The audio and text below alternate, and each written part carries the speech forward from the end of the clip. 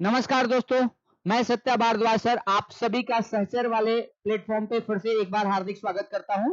और जैसा कि इससे पीछे वाले वीडियो में हम लोगों ने देखा कि किस तरह से civil disobedience movement Gandhi ji के द्वारा चलाया जाता है, जिसकी जो है पहले से तैयारी चल रही थी। और 1929 का जो लाहौर कॉन्फ्रेंस होता है उसमें जवाहरलाल नेहरू जी ने जो है इसको अनाउंस भी किया होता है, अनाउंस कर दिए कि हाँ सिविल डिसोबीडियंस मूवमेंट की तैयारी की जा रही है। महात्मा गांधी ने ये कहा कि यदि सरकार हमारी बात नहीं मानती है तो सिविल डिसोबीडियंस मूवमेंट चलाया जाएगा।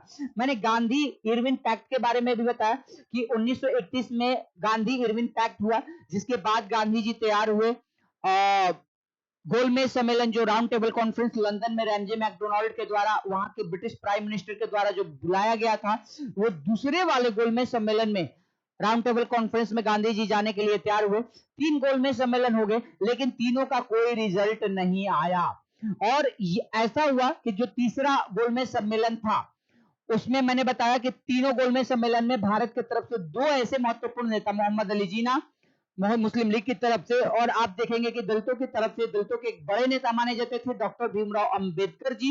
ये दोनों नेता जो है ना, वो तीनों गोलमेज सम्मेलन में, तीनों राउंड टेबल कॉन्फ्रेंस में पहुंचे थे लंदन में भाग लेने के लिए। तो जब यहां से वो वापस आए तो आने के बाद क्या होता है, 1932 में जो है तीसरा गोलमेज सम्मेलन हुआ, खत्म हुआ।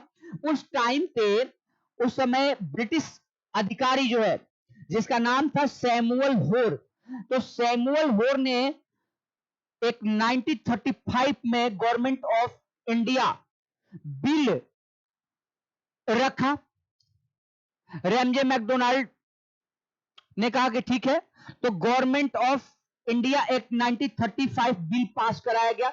रैमजे मैकडोनाल्ड ने जो है उस पर मुहर लगाई और वही गवर्नमेंट ऑफ इंडिया एक्ट जो है 1935 पास हुआ। तो उसके बाद हमारे देश में आप देखोगे कि कई सारे उसमें जो है पॉइंट्स है। आज भी भारत का जो संविधान है उसका लगभग 70% हिस्सा आप देखोगे तो गवर्नमेंट ऑफ इंडिया एक्ट से ही लिया गया है। इंडियन पॉलिटी में भी पढ़ने को मिलता है, काफी डीप है, लेकिन कुछ बातें इसकी बता देता हूं। भारतीय रिजर्व बैंक की स्थापना करना इसी में शामिल था। भारत में पहले म्यांमार पड़ता था, आज का जो म्यांमार है वो पहले पुराना नाम उसका बर्मा था। 1937 में बर्मा को भारत से अलग कर दिया जाता है, क्योंकि ये 1935 में बातें कही गई थी एक्ट में, जो सैमुअल होर के द्वारा प्रेजेंट किया गया था ब्रिटिश पार्लियामेंट में। तो ये सारी बातें हम लोगों ने अभी जो है पढ़ा। इसके बाद होता क्या है कि कम्युनल जो है अवार्ड, जिसे हम बोलते हैं सांप्रदायिक पंचाट, एक जारी किया जाता है 1932 के जब राउंड टेबल कॉन्फ्रेंस खत्म होता है तो British prime minister MJ MacDonald के द्वारा। और उसमें बोला जाता है कि भारत में क्या होगा कि जो जो पृथक निर्वाचक मंडल पहले मुस्लिम और हिंदू के लिए अलग अलग 1909 वाला में बनाया गया था, अब क्या होगा, सिख कम्युनिटी के लिए अलग होगा, अलग अलग धर्मों के लिए अलग अलग। हद तो तब हो गई कि अब हिंदुओं को भी आपस में बांटने का प्रयास किया गया, दलितों को हिंदुओं से अलग करके, और बोला गया कि नहीं, इनके लिए पृथक निर्वाचक मंडल बनाया जाएगा, अलग से चुनाव कराया जाएगा।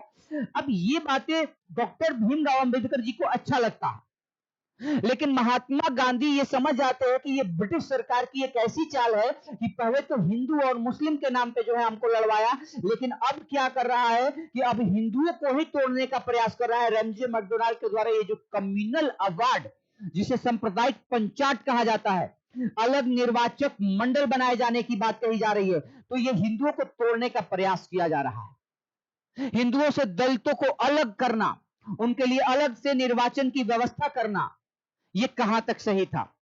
और गांधी जी इसको समझ चुके थे कि ये ब्रिटिश सरकार की चाल है हिंदुओं को आपस में तोड़ने का। अब यहां पे क्या होता है कि ये बातें पसंद आ जाती है, कम्युनल जो अपना सांप्रदायिक पंचाट जारी किया गया था रैमजे मैकडोनाल्ड के द्वारा, डॉक्टर भीमराव अंबेडकर जी को ये बातें पसंद आ जाती हैं। और डॉक्टर भीमराव अंबेडकर जी खुल करके सपोर्ट में आ जाते हैं कि हाँ, दलितों के लिए तो कुछ होने चाहिए और इसमें सरकार अच्छी व्यवस्था करे, इसमें गलत क्या है। लेकिन गांधी ये नहीं चाहते थे कि दलित जो है वो हिंदुओं का ही हिस्सा है, ये अलग ना हो। ये तो मन में नफरत की भावना उसी तरीके से बोने का प्रयास किया जा रहा है जैसे 1906 में लॉर्ड मिंटो ने किया था, मुस्लिम लीग पार्टी को अलग बनवा करके, कांग्रेस पार्टी से अलग करवा करके। जिसको लेकर के स्वदेशी आंदोलन जो है 1908 जून जाते जाते जो है वो उसका प्रभाव कम होने लगा था, क्योंकि मुस्लिम जो है समुदाय के बहुत सारे लोग नहीं जुड़ पाए थे स्वदेशी मूवमेंट में। तो स्वदेशी आंदोलन तोड़ने का प्रयास किया गया था और हिंदू मुस्लिम एकता को के बीच नफरत की भावना जो है बोने का प्रयास किया गया था। ठीक उसी तरह से सांप्रदायिक पंचायत जो है 16 अगस्त 1932 को जारी किया जाता है। ये डेट थोड़ा याद रखना है। भारत में विरोध होता है, लेकिन इस बात को ध्यान में रखना, डॉक्टर भीमराव अंबेडकर जी और महात्मा गांधी के बीच खुल करके विवाद होता है और इस विवाद को खत्म कराने के लिए जो है एक पूना पैक्ट पूना में बुलाया जाता है। पूना में समझौता होता है जिसे पूना पैक्ट के नाम से जानते हैं। कभी कभी क्वेश्चन कर देता है पूना पैक्ट कब हुआ था, तो 1932 याद रखना। और किन दो महत्वपूर्ण नेताओं के बीच, तो महात्मा गांधी के बीच और महात्मा गांधी के साथ जो है, एक तो महात्मा गांधी और एक डॉक्टर भीमराव अंबेडकर के बीच। और इसमें किसने जो है, डॉक्टर भीमराव अंबेडकर जो है दलितों के लिए जो है एक बड़े नेता के रूप में, और मदन मोहन मालवीय ने इन समझौते पर हस्ताक्षर महात्मा गांधी की तरफ से किया था। यह भी जरा ध्यान में रखना। पूना समझौता में 1932 में जो हुआ था गांधी अंबेडकर के बीच, चक्रवर्ती राजगोपालाचारी और डॉक्टर राजेंद्र प्रसाद, मदन मोहन मालवीय, तीन लोगों की बहुत महत्वपूर्ण भूमिका रही। दोनों नेताओं को आपस में टूटने न दिया जाए और हिंदुओं से अलग न हो। हालांकि अच्छा हुआ कि दलित समाज जो है वो उस समय हिंदू से अलग नहीं हुआ और फिर जाकर के वो यूनिटी बन पाई। तो पूना समझौता में गांधी जी ने खुद हरिजन यात्रा प्रारंभ की। हरिजन स्वयंसेवक संघ, हरिजन यूनियन की स्थापना की, जिसके अध्यक्ष घनश्याम दास बिरला को बनाया गांधी जी ने, और उन्होंने ही पहली बार जो है हरिजन नाम दिया। तो यह भी प्रश्न पूछ दिया जाता है कि दलितों का नाम हरिजन किसने दिया, तो महात्मा गांधी ने। और हरिजन स्वयंसेवक संघ के जो है फाउंडर कौन माने जाते हैं, तो गांधी माने जाते हैं। और हरिजन स्वयंसेवक हरिजन यूनियन जो है वो हरिजन यूनियन के पहले फर्स्ट प्रेसिडेंट कौन है, तो घनश्याम दास बिरला जी थे। तो यहां से यहां तक हम लोगों ने देख लिया। अब आगे क्या होता है कि आगे, अब यहां से हम लोग क्वेश्चन आज स्टार्ट करते हैं और 1938 से अब आगे वाला 1947 तक में जितने भी इंपॉर्टेंट चीज है उसको देख लेते हैं दोस्तों। 1938 में कह रहा है कि भारतीय राष्ट्रीय कांग्रेस के अध्यक्ष कौन निर्वाचित हुए थे। भारतीय राष्ट्रीय कांग्रेस पार्टी के अध्यक्ष कौन निर्वाचित हुए थे, ये बता रहा है। अब देखिए ये कह रहा है कि elected president of the Indian National Congress in 1938, बताइए। तो ये है सुभाष चंद्र बोस। जरा ध्यान में रखना ये बातें। सुभाष चंद्र बोस, मैंने बताया था कि आईपीएस पद से इस्तीफा दे करके और गांधी जी के साथ नॉन कॉपरेशन मूवमेंट में पार्टिसिपेट किए थे। ये उस समय यूथ लीडर थे। गांधी जी ने इनको बहुत ज्यादा सपोर्ट किया और गांधी जी के ही सपोर्ट से 1938 में ये क्या हुआ, हरिपुरा जो अधिवेशन हुआ, हरिपुरा कॉन्फ्रेंस कांग्रेस पार्टी का, उसमें पहली बार जो है ये अध्यक्ष पद पे यानी प्रेसिडेंट कांग्रेस पार्टी के अपॉइंट किए गए 1938 में दोस्तों। फर्स्ट टाइम, पहली बार। मैं क्यों कह रहा हूं फर्स्ट टाइम, क्यों कह रहा हूं, क्योंकि Subhash Chandra Bose ji Indian National Congress party के 2 बार प्रेसिडेंट इलेक्ट किए गए थे। पहली बार 1938 में जो है सुभाष चंद्र बोस, और दूसरी बार 1939 में त्रिपुरी अधिवेशन में। तो 1938 में किसकी सहयोग से ये अध्यक्ष पहली बार चुने गए थे, तो ये भी ध्यान में रखना आप लोग, गांधी जी का उसमें सहयोग था। लेकिन हुआ यूं कि गांधी जी और सुभाष चंद्र बोस के बीच कुछ आइडियोलॉजिकल डिफरेंस था।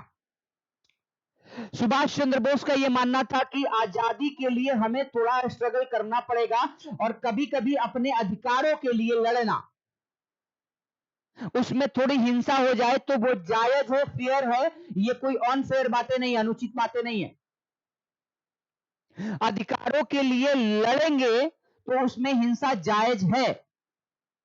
और यही कारण था कि जब ये सुभाष चंद्र बोस जी जब अध्यक्ष चुन लिए जाते हैं कांग्रेस पार्टी के, तो एक रैली के दौरान वो अपने भाषण में देते हैं कि तुम मुझे खून दो मैं तुझे आजादी दूंगा। प्रसिद्ध जो है स्लोगन किसके द्वारा दिया गया, ये क्वेश्चन कर देता है। जरा ध्यान में रखना कि सुभाष चंद्र बोस जी के द्वारा दिया गया था ये। अब गांधी जी जब ये बातें सुनते हैं कि तुम मुझे खून दो मैं तुझे आजादी दूंगा, और सुभाष चंद्र बोस जो एक तरह से यूथ लीडर है, जिसमें लाखों लोग इनकी रैली में इनकी भाषण सुनने के लिए आते हैं, युवा लोग, ये तो भारत के युवाओं को भड़का रहे हैं। और ऐसे करने से भारत की जो निर्दोष जनता है, जो गरीब मजदूर किसान वर्ग के जो छात्र आए हैं यहाँ पे, बेमतलब के मारे जाएंगे, क्योंकि सरकार जो है, ब्रिटिश सरकार क्रूर सरकार है और छोड़ेगी नहीं। और हम लोग के पास लाठी डंडे के अलावा कुछ नहीं है, उसके पास बड़े बड़े हथियार है, यदि हम एक मारेंगे तो वो 10 मार सकते हैं। और गांधी जी इसीलिए नहीं चाहते थे कि किसी प्रकार की हिंसा हो, वो हिंसा के इसीलिए खिलाफ थे। तो यहां पे आइडियोलॉजिकल डिफरेंस, लेकिन वहीं सुभाष चंद्र बोस का मानना था कि से भाई हम देश को तब तक आजाद नहीं, कब तक हाथ पे हाथ धरे बैठे रहेंगे और इस तरह से करते रहेंगे। हम जब तक देश को एकत्रित करके और फिर जाकर के कुछ तो करना पड़ेगा, देश को आजाद कराने के लिए थोड़ा संघर्ष तो करना पड़ेगा। And the getting of freedom would not be achieved by asking but by a struggle। यानी आजादी जो है मांगने से नहीं मिलेगी। ब्रिटिश सरकार वैसी घटिया सरकार है कि जिसके पास कितनी भी विनती किया जाए उस पर किसी प्रकार का कोई असर नहीं पड़ेगा। तो करना क्या पड़ेगा? करना यह पड़ेगा कि थोड़ा सा स्ट्रगल करना पड़ेगा, थोड़ा सा हिंसा हो तो कोई दिक्कत नहीं है। और इसी बात को लेकर के मतभेद हो गया गांधी जी और सुभाष चंद्र बोस के बीच। अब 1939 में दोस्तों त्रिपुरी अधिवेशन के लिए जो है चुनाव हुआ कांग्रेस अध्यक्ष पद के लिए। और त्रिपुरी अधिवेशन में गांधी जी ने क्या किया कि पट्टाभी सीतारामैया कांग्रेस के एक नेता थे, पट्टाभी सीतारामैया को सुभाष चंद्र बोस के खिलाफ लड़वाया। अब जरा देखिए पट्टाभी सीतारामैया जी जो है यहां सुभाष चंद्र बोस और पट्टाभी सीतारामैया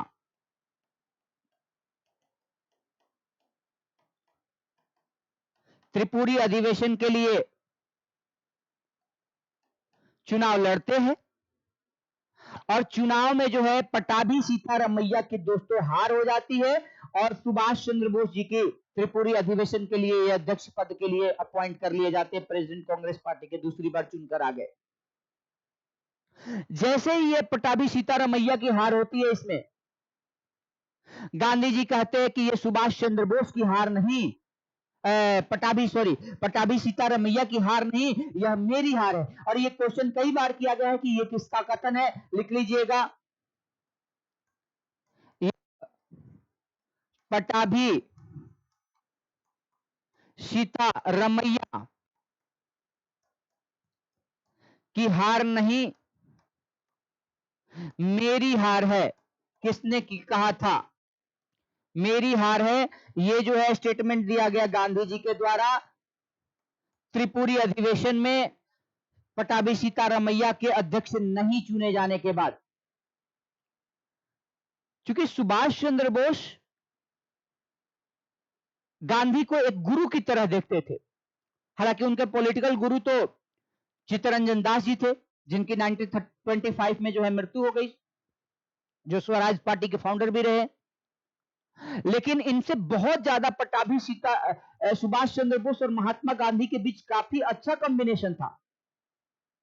बावजूद इसके, क्योंकि कॉम्बिनेशन नहीं होता तो जरा सोचो कि हरिपुरा अधिवेशन में गांधी जी ने खुद ही सपोर्ट करके बनवाया था, सपोर्ट खुद भी किया था अध्यक्ष जब पहली बार ये चुने गए थे तो। लेकिन मतभेद जब यहां पे उभरता है और जब गांधी जी की ये बातें सुनते हैं सुभाष चंद्र बोस की, यह पट्टाभी सीतारामैया की हार नहीं है तो मेरी हार है, गांधी जी कह रहे हैं। गांधी जी नाराज है हमारे अध्यक्ष बनने को लेकर के। तो गांधी जी ने कहा, देखिए पहले के लोग कितने ज्यादा जो है नैतिकता के आधार पे पदों से भी इस्तीफा दे देते थे, किसी की नाराजगी पे भी इस्तीफा दे देते थे। आज के डेट में कोई ऐसा नेता आप ऐसे ढूंढने पे भी नहीं मिलेगा जो अपनी नैतिकता के आधार पर किसी प्रकार की कोई बड़ी से बड़ी घटना भी घट जाती है तो वो लोग अपना पद नहीं छोड़ते। लेकिन सुभाष चंद्र बोस जी केवल गांधी जी के थोड़ी नाराजगी के कारण जो है क्या करते हैं, 1939 में त्रिपुरी अधिवेशन में दोस्तों पद का त्याग कर देते हैं। यानी राष्ट्रीय कांग्रेस, भारतीय राष्ट्रीय कांग्रेस पार्टी से पहली बार जो है रिजाइन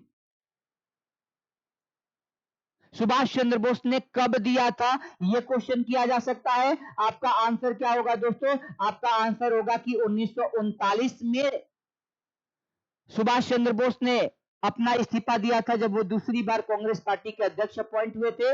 और दूसरी बातें जो है जरा ध्यान में रखना कि किस अधिवेशन में कांग्रेस पार्टी के अध्यक्ष पद से इस्तीफा दे दिया था सुभाष चंद्र बोस ने, तो ये भी आप रखना, त्रिपुरी कॉन्फ्रेंस में 1939 में इन्होंने त्याग पत्र दे दिया। और त्याग पत्र देकर 1939 में ही एक इंडियन आर्मी जैसा फॉरवर्ड ब्लॉक बना लिए। फॉरवर्ड ब्लॉक कभी कभी पूछ देता है, यूथ आर्मी थी कि फॉरवर्ड ब्लॉक की स्थापना किसके द्वारा की गई है? आपका आंसर होना चाहिए सुभाष चंद्र बोस। और कब हुई है, तो यह भी जरा ध्यान में रखना है कि कब हुई है, 1939 ईस्वी में हुई है, 1939 में हुई है। अब इसके अलावा थोड़ा सा और भी बातों पे हम लोग थोड़ा ध्यान देते हैं कि और क्या क्या है। अब सवाल हुआ, इसको त्रिपुरी संकट के नाम से भी जानते हैं, त्रिपुरी क्राइसिस के नाम से, ये लिख लेना। क्यों? क्योंकि सुभाष चंद्र बोस जी जैसे यूथ लीडर और एक काफी जो है विद्वान, एक स्कॉलर लीडर जो है का त्याग पत्र देना साधारण बात नहीं थी, इसलिए इसको त्रिपुरी संकट, त्रिपुरी क्राइसिस के नाम से जाना गया। अब सवाल है कि त्रिपुरी अधिवेशन के बाद, अब तो ये हो गया, चुनाव तो होगा नहीं इतना जल्दी, तो अब इसके बदले में कौन बनेगा त्रिपुरी अधिवेशन का अध्यक्ष? तो सुभाष चंद्र बोस जी नहीं थे, तो ये ध्यान में रखना, डॉक्टर राजेंद्र प्रसाद जो भारत के पहले राष्ट्रपति रहे हैं, तो डॉक्टर राजेंद्र प्रसाद जो है वो सुभाष चंद्र बोस की अनुपस्थिति में यहां पे अध्यक्ष बनाए गए। दोस्तों, डॉक्टर राजेंद्र प्रसाद जी को यहां पे एक मौका मिलता है, लेकिन ध्यान में रखना है कि डॉक्टर राजेंद्र प्रसाद कांग्रेस पार्टी के ये जो पहली बार अध्यक्ष पद को स्वीकार किए, अध्यक्ष बनाए गए, 1939 में बनाए गए। और कब, कहां के अधिवेशन में? तो त्रिपुरी अधिवेशन में। लेकिन त्रिपुरी कॉन्फ्रेंस में किसके हटने के बाद, किस अध्यक्ष के हटने के बाद? तो सुभाष चंद्र बोस जी के हटने के बाद। लेकिन क्या ये इलेक्टेड थे? नहीं, इलेक्टेड जो है प्रेसिडेंट नहीं थे, ये जो है उनके बदले में बनाए गए थे डॉक्टर राजेंद्र प्रसाद। 1939 में पहली बार जो है यहां त्रिपुरी अधिवेशन में वो अध्यक्ष चुने जाते हैं, जहां पे बिना इलेक्ट हुए बनते हैं। तो ये जब आपने पढ़ लिया कि पहला और दूसरा बार, तो अब आगे वाला क्वेश्चन, अब यहां से क्वेश्चन थोड़ा सा सॉल्व करो। 1938 में जो है भारतीय राष्ट्रीय कांग्रेस के अध्यक्ष कौन निर्वाचित हुआ? सुभाष चंद्र बोस। अगला क्वेश्चन थोड़ा सा चलते हैं। अगला क्वेश्चन है, भारतीय राष्ट्रीय कांग्रेस के त्रिपुरी सम्मेलन में 1939 में सुभाष चंद्र बोस को कांग्रेस अध्यक्ष चुना गया था। यह त्रिपुरी कहां पर है? बहुत ही इंपॉर्टेंट बात है दोस्तों, कह रहा है कि कलकत्ता में है ये त्रिपुरी, पुणे में है ये त्रिपुरी, जबलपुर में है, अहमदाबाद में। आंसर, आपका राइट आंसर क्या होगा? अहमदाबाद में। नेक्स्ट वाला क्वेश्चन है, मुसलमानों के लिए पृथक राष्ट्र का विचार दिया गया था।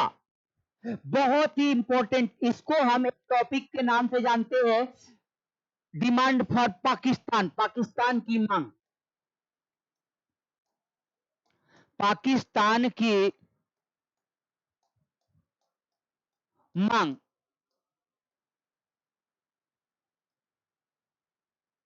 पाकिस्तान की मांग, ये जो है 1940 एक टॉपिक ही है। कुछ बातें इसकी बता देता हूं ताकि इस वाले से रिलेटेड जब भी आए क्वेश्चन तो आराम से आप लोग सॉल्व कर पाओ। ये, अब ये टॉपिक को थोड़ा सा यहां से ले लेते हैं दोस्तों, पाकिस्तान की मांग, डिमांड फॉर पाकिस्तान, ताकि इससे रिलेटेड जो है हर बातें हम लोग जान ले और तब जाकर के क्वेश्चन आंसर देना शुरू करेंगे। पाकिस्तान की मांग, डिमांड फॉर पाकिस्तान, 1940। देखिए दोस्तों, होता क्या है इसको थोड़ा सा समझ लिया जाए पहले। मार्च 1940 की बात है, मुस्लिम लीग का, कांग्रेस का नहीं, मुस्लिम लीग का लाहौर कॉन्फ्रेंस बुलाया जाता है। लाहौर कॉन्फ्रेंस, लाहौर अधिवेशन बुलाया जाता है, जिसकी अध्यक्षता मोहम्मद अली जिन्ना करते हैं। और ये मोहम्मद अली जिन्ना वही है जो जवाहरलाल नेहरू के साथ ऑक्सफोर्ड यूनिवर्सिटी में वकालत की पढ़ाई पढ़े थे और 1913 में 1913 में जो है मुस्लिम लीग पार्टी से ये जुड़े थे। गांधी जी का खिलाफत कमेटी से जुड़ने का, अध्यक्ष बनने का जो 1919 में जून में जो दिल्ली में बनाया गया था, उसका इन्होंने विरोध किया था। और गांधी जी ने खुद 1945 के टाइम पे आप देखिएगा कि इनको गांधी जी कहेंगे कायदे आजम बोलेंगे जब चक्रवर्ती राजा गोपालाचारी फार्मूला आएगा उस टाइम पे। तो अब होता क्या है कि इसको कायदे आजम के नाम से ये जरा ध्यान में रखना है। कायदे आजम पाकिस्तान का ये फादर ऑफ द नेशन यानी राष्ट्रपिता के नाम से जाना जाता है, मोहम्मद अली जिन्ना। कायदे आजम जो है ये किसने कहा था? तो ये कहे थे महात्मा गांधी। 1944 में 1944 में ये वर्ड यूज किया गया था जब सी राजगोपालाचारी फॉर्मूला आया था। तो उस टाइम पे दोस्तों ये जरा ध्यान में रखना है, 10 जुलाई 1944 को ये वर्ड यूज किया गया था, कायदे आजम वाला। अब देखिए होता क्या है कि मुस्लिम लीग के लाहौर कॉन्फ्रेंस बुलाया जाता है मार्च 1940 में, जिसके अध्यक्षता कौन करते हैं? Presided over by Mohammad Ali Jinnah. Mohammad Ali Jinnah के द्वारा की जाती है और उसमें पहली बार जो है पाकिस्तान की मांग की जाती है। हालांकि पाकिस्तान के संबंध में जो है द्विराष्ट्र सिद्धांत, टू नेशन थ्योरी जिसे कहा जाता है, कि धर्म के आधार पे एक हिंदू के आधार पे और एक मुस्लिम के आधार पे अलग अलग राष्ट्र होना चाहिए, वो द्विराष्ट्र सिद्धांत के बारे में मोहम्मद इकबाल जो एक कवि भी थे और मुस्लिम लीग के सदस्य भी थे, इन्होंने 1930 में ही जो है इलाहाबाद, जब मुस्लिम लीग का इलाहाबाद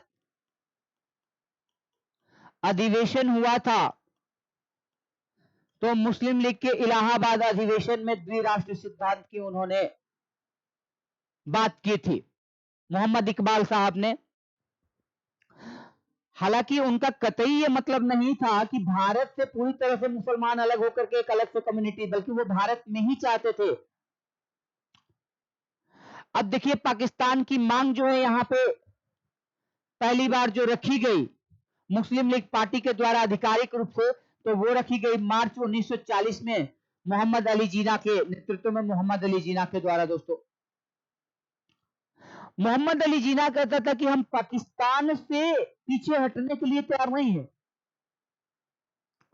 पाकिस्तान चाहिए ही चाहिए। तो अब इसका ये विचार था, लेकिन पहले मुस्लिम लीग का कहीं विचार नहीं था। एक्चुअल में होता क्या है कि 1933 की बात है, सबसे पहले जो है पाक शब्द, पाक एक उर्दू वर्ड है जिसका मतलब होता है पवित्र।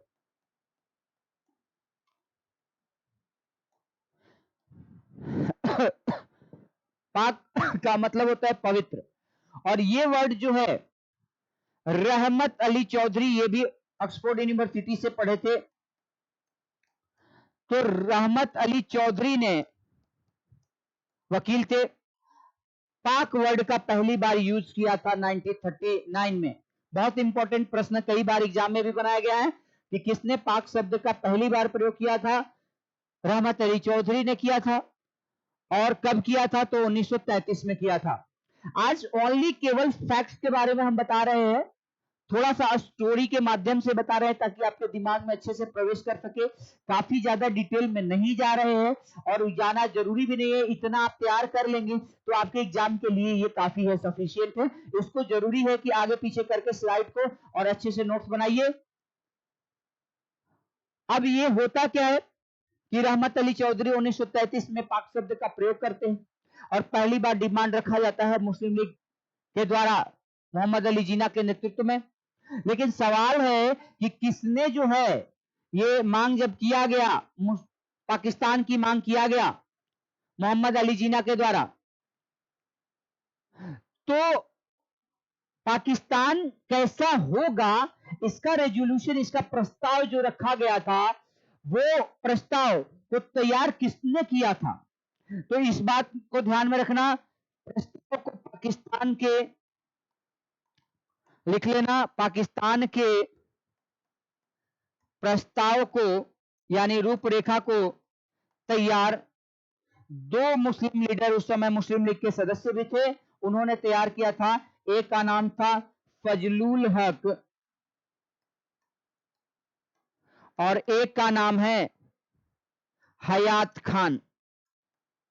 अब मैं आपको यहां से 3 बड़े प्रश्न आसानी से पूछे जा सकते हैं। पहला, पाकिस्तान की जो पहली बार मांग की गई वो किसके द्वारा की गई? तो ध्यान में रखना, मोहम्मद अली जिन्ना के द्वारा। तीनों अलग अलग बातें हैं, एकदम कंफ्यूज नहीं होना है। मांग की गई मोहम्मद अली जिन्ना के द्वारा, उसकी अध्यक्षता में 1940 के लाहौर अधिवेशन में। लेकिन पाकिस्तान की रूपरेखा किसने तैयार की? तो फजलुल हक ने और हयात खान ने। और पाकिस्तान का प्रस्ताव 1940 के लाहौर कॉन्फ्रेंस में किसने रखा था?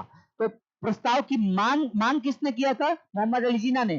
रूपरेखा फजलुल हक और हयात खान ने।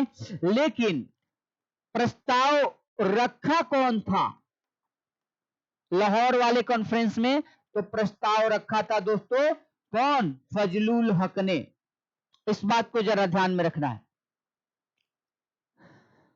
तो ये जरा ध्यान में रखना, डॉक्टर भीमराव अंबेडकर जी 1940 में एक उनकी पाकिस्तान पे जो है बुक पब्लिश होती है, जिसमें वो पहले इतने ज्यादा दूरदर्शी है थे कि वो पहले ही ये बता दिए कि पाकिस्तान तो आने वाले समय में बन के ही रहेगा, हिंदुस्तान और पाकिस्तान जो है बनने से कोई नहीं रोक सकता।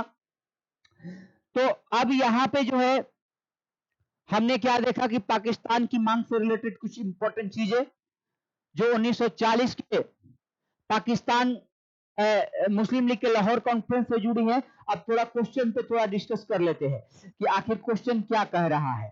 तो क्वेश्चन क्या है कि मुसलमानों के लिए पृथक राष्ट्र का विचार किसने दिया था?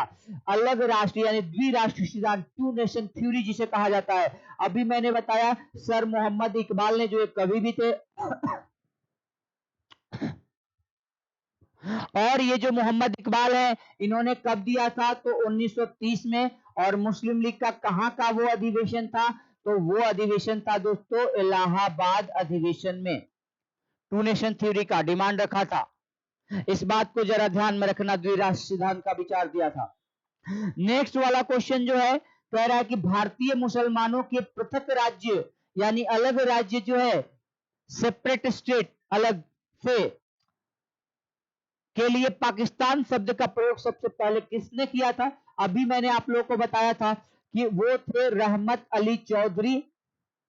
और रहमत अली चौधरी जो है वो एक पेपर के माध्यम से निकालते हैं और बताते हैं कि पाकिस्तान जो है, पाक का मतलब पवित्र, और पाकिस्तान का 5 जो है स्टेट को मिला करके ये बनेगा, जिसमें पंजाब भी शामिल होगा। तो अब ये जरा समझिए, ये जो पाकिस्तान है का इन्होंने प्रयोग किया था 1933 में, 1933 में यूज किया था। नेक्स्ट क्वेश्चन है, थोड़ा क्वेश्चन को और आगे देखते हैं। पाकिस्तान के अलग राज्य आंदोलन का नेतृत्व किसने किया? कि अलग राज्य बनना चाहिए। अभी मैंने आप लोग को बताया मोहम्मद अली जिन्ना ने। पाकिस्तान एक अलग जो है संप्रदाय के आधार पे बनना चाहिए, अलग राष्ट्र बनना चाहिए। इसकी मांग किसके द्वारा रखी गई थी? मोहम्मद अली जिन्ना के द्वारा, और यही नेतृत्व करता था 1940 के लाहौर कॉन्फ्रेंस में, और ये अध्यक्ष भी था। नेक्स्ट क्वेश्चन है दोस्तों, मुस्लिम लीग द्वारा पाकिस्तान की स्थापना की मांग करने वाला प्रस्ताव पारित किया गया था। किस वर्ष में जो है ये प्रस्ताव को पास किया गया था? तो अभी मैंने बताया था कि 1940, मार्च 1940 में लाहौर अधिवेशन में। यदि आप लोग आंसर दे पा रहे हो आसानी से तो इसको कमेंट में, और यदि कुछ ना भी समझ में आए, कुछ भी ऐसा लगता है कि ये वाला चीज समझ में नहीं आया है, ये वाला क्वेश्चन नहीं समझ में आया है, तो उसको आप लोग जो है कमेंट में जरूर कीजिए, ताकि हम आंसर दे। मुझे भी अच्छा लगेगा आंसर देते हुए, आप लोगों को बताते हुए। अगला जो है देखा जाए, नेक्स्ट वाला क्वेश्चन कह रहा है, निम्न में से क्रिप्स मिशन, अब ये मुस्लिम लीग के जो पाकिस्तान वाला प्रस्ताव था, उसको जो है वो कंप्लीट हो गया। अब आपको जो पढ़ना है वो अगस्त प्रस्ताव क्या है, अगस्त रेजोल्यूशन क्या है, क्रिप्स मिशन क्या है, क्रिप्स मिशन के बारे में पढ़ना है। और उसके बाद हम लोग पढ़ेंगे आगे जो है कि आखिर जो है वेवल प्लान क्या था और शिमला समझौता क्या था। और इसको पढ़ने के बाद अंतिम में जो है हम पढ़ लेंगे कि 1946 का जो है वो कैबिनेट मिशन क्या था, संविधान सभा के बारे में जानकारी ले लेंगे। हमारा ये टॉपिक कंप्लीट हो जाएगा दोस्तों। तो अब जो 5-6 टॉपिक बचा हुआ है उस पर विचार कर लेते हैं। तो ये जो क्रिप्स मिशन है, इसको पढ़ने से पहले थोड़ा सा अगस्त रेजोल्यूशन पे चर्चा कर ले, और तब जाकर के आगे हम लोग बढ़े। देखिए, लिख लीजिए अगस्त प्रस्ताव, छोटा है एकदम बिल्कुल टॉपिक, ये बहुत ज्यादा बड़ा नहीं है। अगस्त रेजोल्यूशन 8 अगस्त 1940 को भारत का वायसराय लॉर्ड लिनलिथगो के द्वारा प्रस्तुत किया गया, प्रेजेंट किया गया। अब ये क्या था अगस्त रेजोल्यूशन? इससे पहले हम ये जाने कि आप लोग को मैंने बताया था 1914 टू 18 तक फर्स्ट वर्ल्ड वार चला था, और यहां क्या होता है 1939 में जो है से लेकर के 45 तक सेकेंड वर्ल्ड वार यानी द्वितीय विश्व युद्ध जो है वो शुरू हो जाएगा 1939 में, जो 45 तक चलेगा दोस्तों। अब इस दौरान होता क्या है? इस दौरान ये होता है कि 1939 से 40 जाते जाते आप जरा सोचो कि लगातार 1-1.5 साल बीत गया, और लग रहा है कि ये लंबा युद्ध खींचेगा, और ब्रिटिश सैनिक उसमें जो है बहुत सारा क्षति हो रहा था ब्रिटेन को। तो ब्रिटेन ने सोचा कि जिस तरह से फर्स्ट वाले जो प्रथम विश्व युद्ध हुआ था, तो उसमें हमने गांधी को कह करके, जिसे भर्ती करने वाला सर्जेंट भी कहा जाता है, केसरे हिंदू की उपाधि देकर के बोला था कि हिंदुओं को भर्ती कराओ और हम आपको स्वराज दे देंगे। लेकिन आगे हम 1918 में जब फर्स्ट वर्ल्ड वॉर खत्म हुआ, तो चेम्सफोर्ड आया तो बोला कोई स्वराज वगैरह नहीं मिलेगा। तो ठीक उसी तरह से जो है यहां पे भी एक प्लानिंग की गई थी। अगस्त प्रस्ताव में लॉर्ड लिनलिथगो भारत के वायसराय के द्वारा भारत के लोगों को ये आशा दिलाने के लिए कि तुम्हारी जो मांग है अंतरिम गवर्नमेंट का स्थापना करना, उसको हम मानेंगे, लेकिन तुम लोगों को क्या करना पड़ेगा कि तुम लोग जो है वो हमारा साथ दो इस विश्व युद्ध में, जैसे पहले विश्व युद्ध में दिया था। यानी कांग्रेस पार्टी के नेता लोग भारत के लोगों को ये बताए कि इसे ब्रिटेन की तरफ से लड़ो। तो अब देखिए कांग्रेस पार्टी ये अच्छे से समझ चुकी थी, क्योंकि फर्स्ट वर्ल्ड वॉर में ऐसा ही उल्टा किया गया था कि लाखों हिंदुओं को मरवा दिया गया, और उधर मुस्लिमों से भी जो है उन लोगों ने आश्वासन दिया कि तुम्हारे धार्मिक मामलों में, तुम्हारे रिलीजियस मैटर में कोई इंटरफेयर नहीं करेंगे। और तुम जो है टर्की के अगेंस्ट में, तुर्की के अगेंस्ट में हमारा साथ दो, तो भारत के मुसलमानों ने भी दिया था। यानी दोनों लोगों को जो है बेवकूफ बनाने का काम किया गया था ब्रिटिश सरकार के द्वारा। अब इस तरह से जरा इसको इस पॉलिसी को समझिए। अब इस तरह से हुआ क्या कि इसमें जो है 1939 से 45 वाला सेकेंड वर्ल्ड वार में लॉर्ड लिनलिथगो क्या चाहते थे कि कांग्रेस पार्टी जो है ना वो हेल्प करे, लेकिन कांग्रेस ने क्या किया, ये जो प्रस्ताव अगस्त प्रस्ताव है इसको खारिज कर दिया। अगस्त प्रस्ताव को खारिज कर दिया यानी कैंसिल कर दिया। अब ये क्वेश्चन कर दिया अगस्त प्रस्ताव में क्या था कि विश्व युद्ध में सपोर्ट करो और इसके बदले में हम क्या मानेंगे, तुम्हारे इंतरिम गवर्नमेंट मानेंगे, लेकिन विश्व युद्ध होने के बाद मानेंगे, अभी नहीं। जब वर्ल्ड वार खत्म हो जाएगा तब तुम्हारी इंतरिम गवर्नमेंट की स्थापना करने के लिए हम लोग देंगे तुम लोगों को छूट। लेकिन कांग्रेस का कहना था कि आखिर विश्व युद्ध के बाद के विश्व युद्ध से पहले क्यों रहे, और यदि आप ऐसा नहीं करते तो हम आपका साथ नहीं देंगे। तो अगस्त रेजोल्यूशन जो है was cancelled by Indian National Congress party इन 1914। 1940 में जो है अगस्त प्रस्ताव को कांग्रेस पार्टी के द्वारा क्या कर दिया गया, रिजेक्ट कर दिया गया। और उधर जो है लॉर्ड लिलिथगो क्या करता है कि वो भी बोलता है कि अंतरिम सरकार, इंतरिम गवर्नमेंट की स्थापना का तब बात नहीं माना जाए। तो ये बातें थी। अब जरा देखिए, अब इसके बाद जो है हम थोड़ा क्रिप्स मिशन पे आते हैं, क्योंकि क्वेश्चन आगे क्रिप्स मिशन से रिलेटेड है। क्या कह रहा है कि who among the following was the official negotiator of the Congress with the Cripps mission, यानी निम्नलिखित में से कौन क्रिप्स मिशन के साथ कांग्रेस का आधिकारिक वार्ताकार था, यह क्वेश्चन है। तो ये चूंकि क्रिप्स मिशन से रिलेटेड है तो इसको हम क्या करेंगे, इसको हम सबसे पहले क्रिप्स मिशन के बारे में थोड़ा सा हम पढ़ लेते हैं और तब जाकर के इस पे आगे चर्चा करेंगे, ताकि जितना भी क्वेश्चन है इसका आप लोग कर पाओ आसानी से। यहां पे एक टॉपिक दे देना, क्रिप्स मिशन।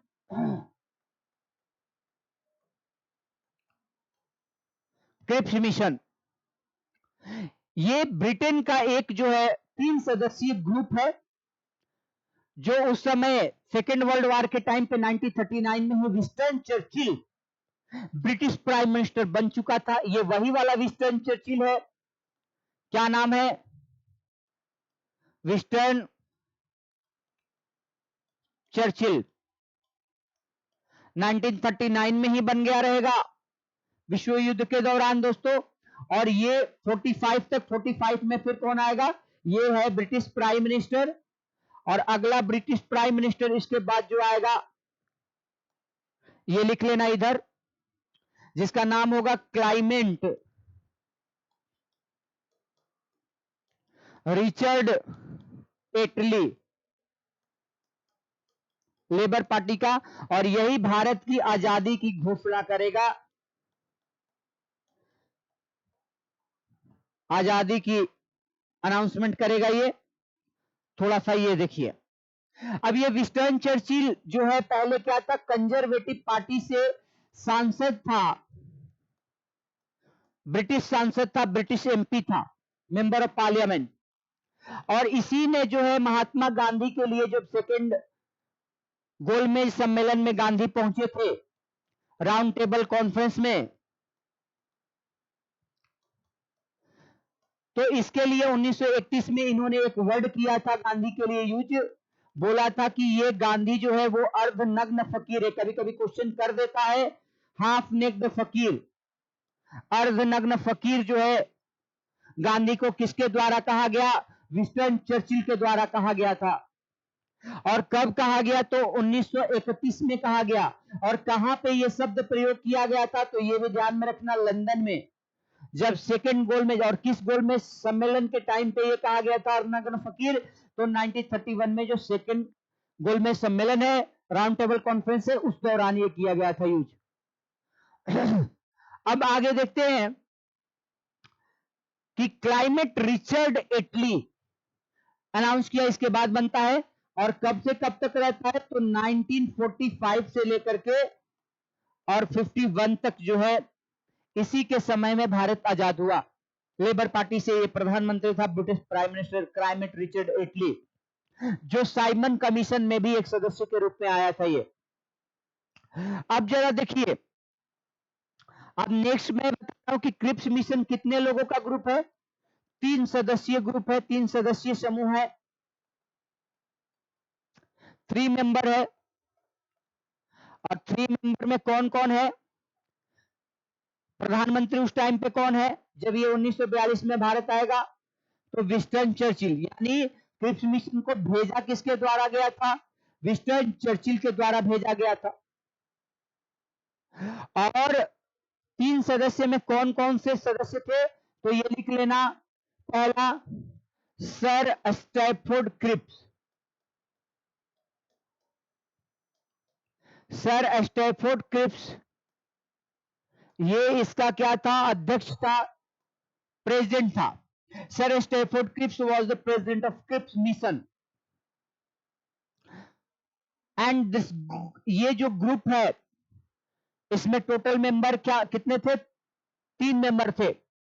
दूसरे नंबर पे जरा याद रखना सर पेंथिक लॉरेंस जो इसका सदस्य था, और यही तीनों लोग कैबिनेट मिशन में भी आएंगे। लेकिन अंतर क्या होगा कि उस समय सर स्टैफोर्ड क्रिप्स नहीं बल्कि पेंथिक लॉरेंस अध्यक्ष होगा। और तीसरा सदस्य है एवी एलेक्जेंडर। नाम इसलिए याद रखना है क्योंकि प्रश्न कई बार एग्जाम में बनाया जा चुका है कि क्रिप्स मिशन में इनमें से कौन शामिल थे। 3 नाम अलग दे देगा और एक कोई भी इसमें से दे सकता है एग्जाम में। किसके द्वारा भेजा गया था, तो विंस्टन चर्चिल के द्वारा। और ये तीनों सदस्यों को अपॉइंट किसने किया था, विंस्टन चर्चिल ने, जो ब्रिटिश प्राइम मिनिस्टर था। अपॉइंटमेंट कब हुई थी, 11 मार्च 1942 को। और ये भारत कब आता है, तो भारत आया इसके 12 दिन बाद। क्या आंसर होगा, 23 मार्च 1942, यानी 23 मार्च 1942 को ये क्रिप्स मिशन भारत आता है। और 11 मार्च को इसकी क्या होती है, नियुक्ति यानी अपॉइंटमेंट होती है।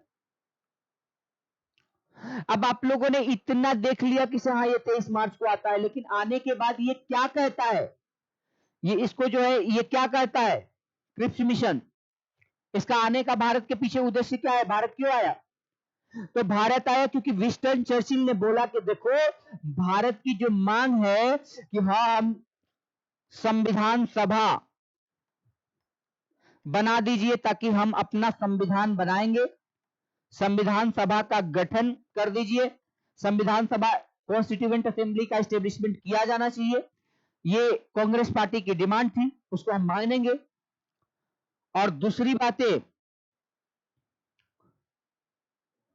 कि इसके अलावा जो है, जो अंतरिम सरकार का गठन, इंतरिम गवर्नमेंट की स्थापना की बात कही जाती है, मांग की गई है, वो हम करेंगे डोमिनियन स्टेटस के रूप में। डोमिनियन स्टेटस हम देंगे यानी अधिराज्य, जो नेहरू रिपोर्ट में कहा गया था। बट मैंने बताया था आप लोगों को कि 1929 में जो लाहौर कॉन्फ्रेंस हुआ उसमें गांधी जी ने खुद प्रस्ताव तैयार किया था, और प्रस्ताव को रेजोल्यूशन को तैयार करने के बाद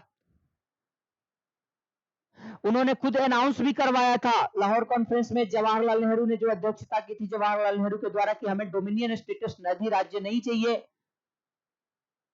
हमें फुल स्वराज चाहिए।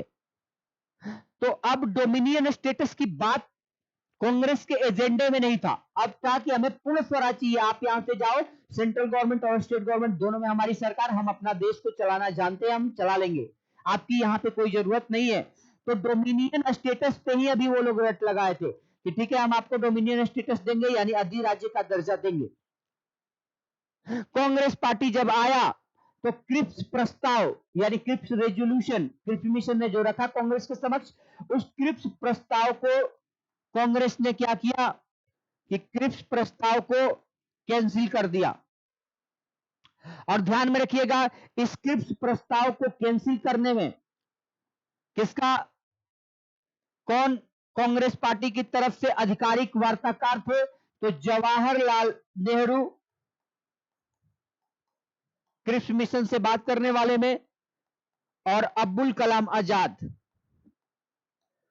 अब्दुल कलाम आजाद साहब ने क्रिप्स मिशन से बात किया था कांग्रेस की तरफ से, और इन लोगों ने क्रिप्स प्रस्ताव को रिजेक्ट कर दिया।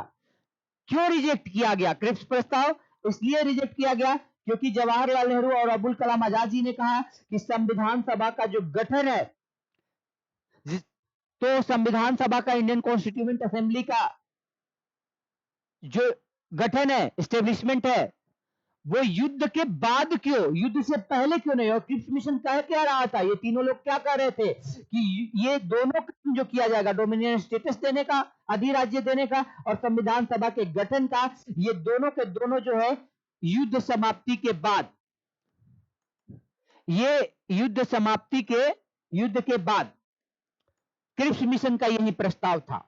लेकिन कांग्रेस पार्टी के जवाहरलाल नेहरू और अब्दुल कलाम आजाद जो है आधिकारिक वार्ताकार थे, तो इन लोगों ने कहा कि आखिर संविधान सभा का गठन युद्ध के बाद क्यों, युद्ध से पहले क्यों नहीं? क्योंकि जानते थे ये लोग छल, जैसे 1914 से 18 वाला पहले विश्व युद्ध में भारतीयों को भर्ती करवा करके गांधी जी के माध्यम से, और इन लोगों ने बेवकूफ बनाया था, ठीक उसी तरह से फिर करेंगे। तो इन्होंने कहा कांग्रेस पार्टी, लेकिन नहीं, संविधान सभा का गठन अभी होना चाहिए, और यदि कुछ दिनों में नहीं हुआ तो युद्ध समाप्ति के बाद हम तैयार नहीं है।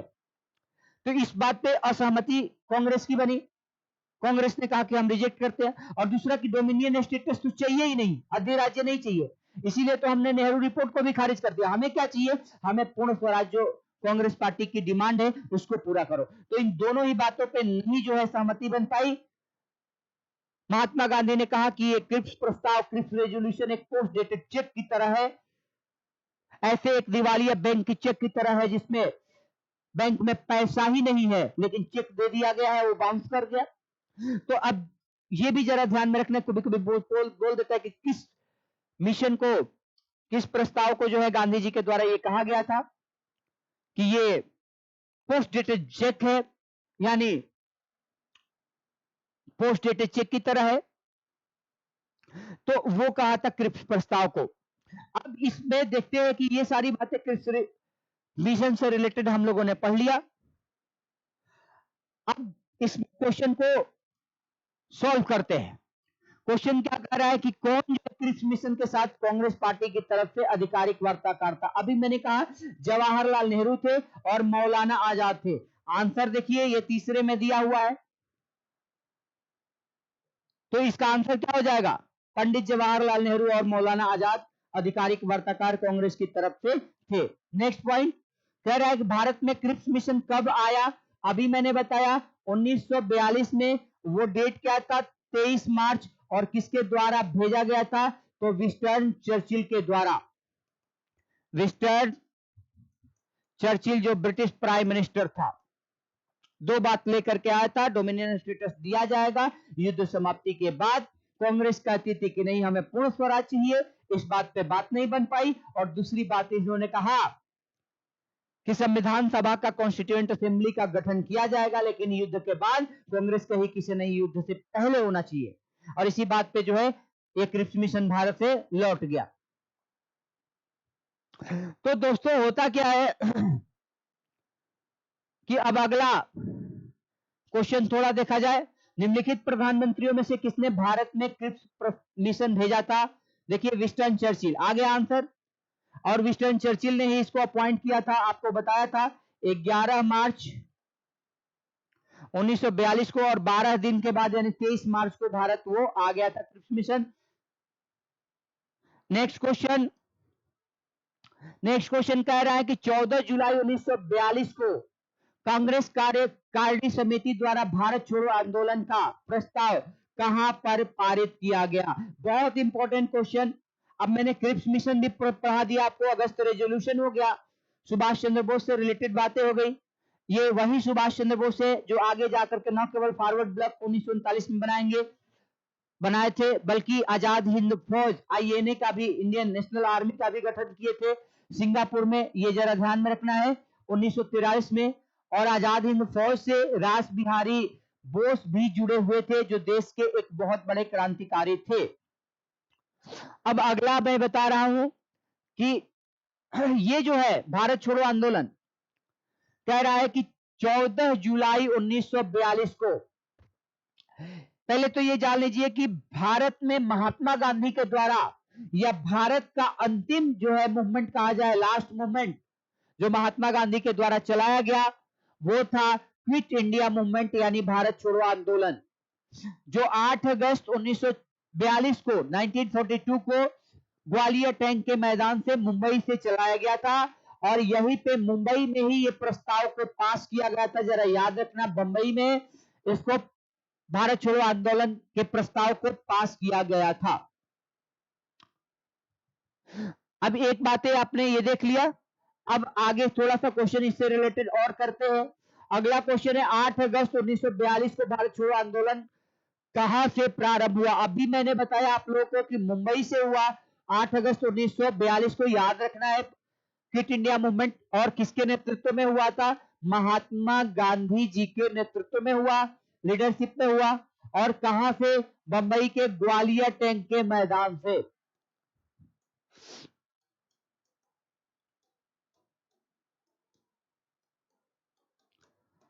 अब नेक्स्ट वाला क्वेश्चन देखते हैं। भारत छोड़ो आंदोलन का नेतृत्व किया गया था। भारत छोड़ो आंदोलन का नेतृत्व किसने किया था? अभी मैंने बताया, महात्मा गांधी ने। नेक्स्ट क्वेश्चन, आज हम जो पढ़ा रहे हैं आप सबको क्वेश्चन पे टॉपिक पे डिस्कस कर रहे हैं। और बहुत सारा क्वेश्चन आप लोगों को मैं बता दूं कि इस पे बता रहा हूं जो एग्जाम से रिलेटेड है, क्योंकि एग्जाम आप लोगों का नजदीक है, इसलिए बहुत ज्यादा डीप नहीं जा करके आप लोग एग्जाम से रिलेटेड क्वेश्चन सॉल्व करवा दे रहा हूं। और इन पे अच्छे खासे जो है आपका थोड़ा अच्छा अंडरस्टैंडिंग लेवल डेवलप हो जाए, इसकी बात कर दे रहा हूं। भारत छोड़ो प्रस्ताव का आलेख किसने बनाया था? बहुत इंपॉर्टेंट बात है। कह रहा है कि भारत छोड़ो आंदोलन का जो है आलेख किसने बनाया था? इस बात को जरा ध्यान में रखना। भारत छोड़ो प्रस्ताव का आलेख तैयार किया था महात्मा गांधी ने, और इसके साथ जो है अब्दुल कलाम आजाद ने इनको सहयोग दिया था। नेक्स्ट जो है करो या मरो किसकी नारा है? महात्मा गांधी ने दिया। और इसी टाइम पे डू और डाई, इसको इंग्लिश में बोलते हैं दोस्तों डू और डाई। पहली बार गांधी जी थोड़ा हिंसक टाइप के लग रहे थे, मतलब ये नहीं कि वो हिंसक थे इंसान, वो तो नॉन वायलेंस के पुजारी थे, अहिंसा के पुजारी थे। बट पहली बार इन्होंने कहा कि डू और डाई, अब ये लास्ट मूवमेंट होगा हमारा, और इसमें भारत के युवाओं से, भारत के लोगों से मैं आह्वान करता हूं कि चाहे अब कुछ भी हो जाए, करो या मरो, ब्रिटिश सरकार के खिलाफ जो कदम उठाना है उठाने के लिए जो जरूरी हो वो उठाया जाएगा।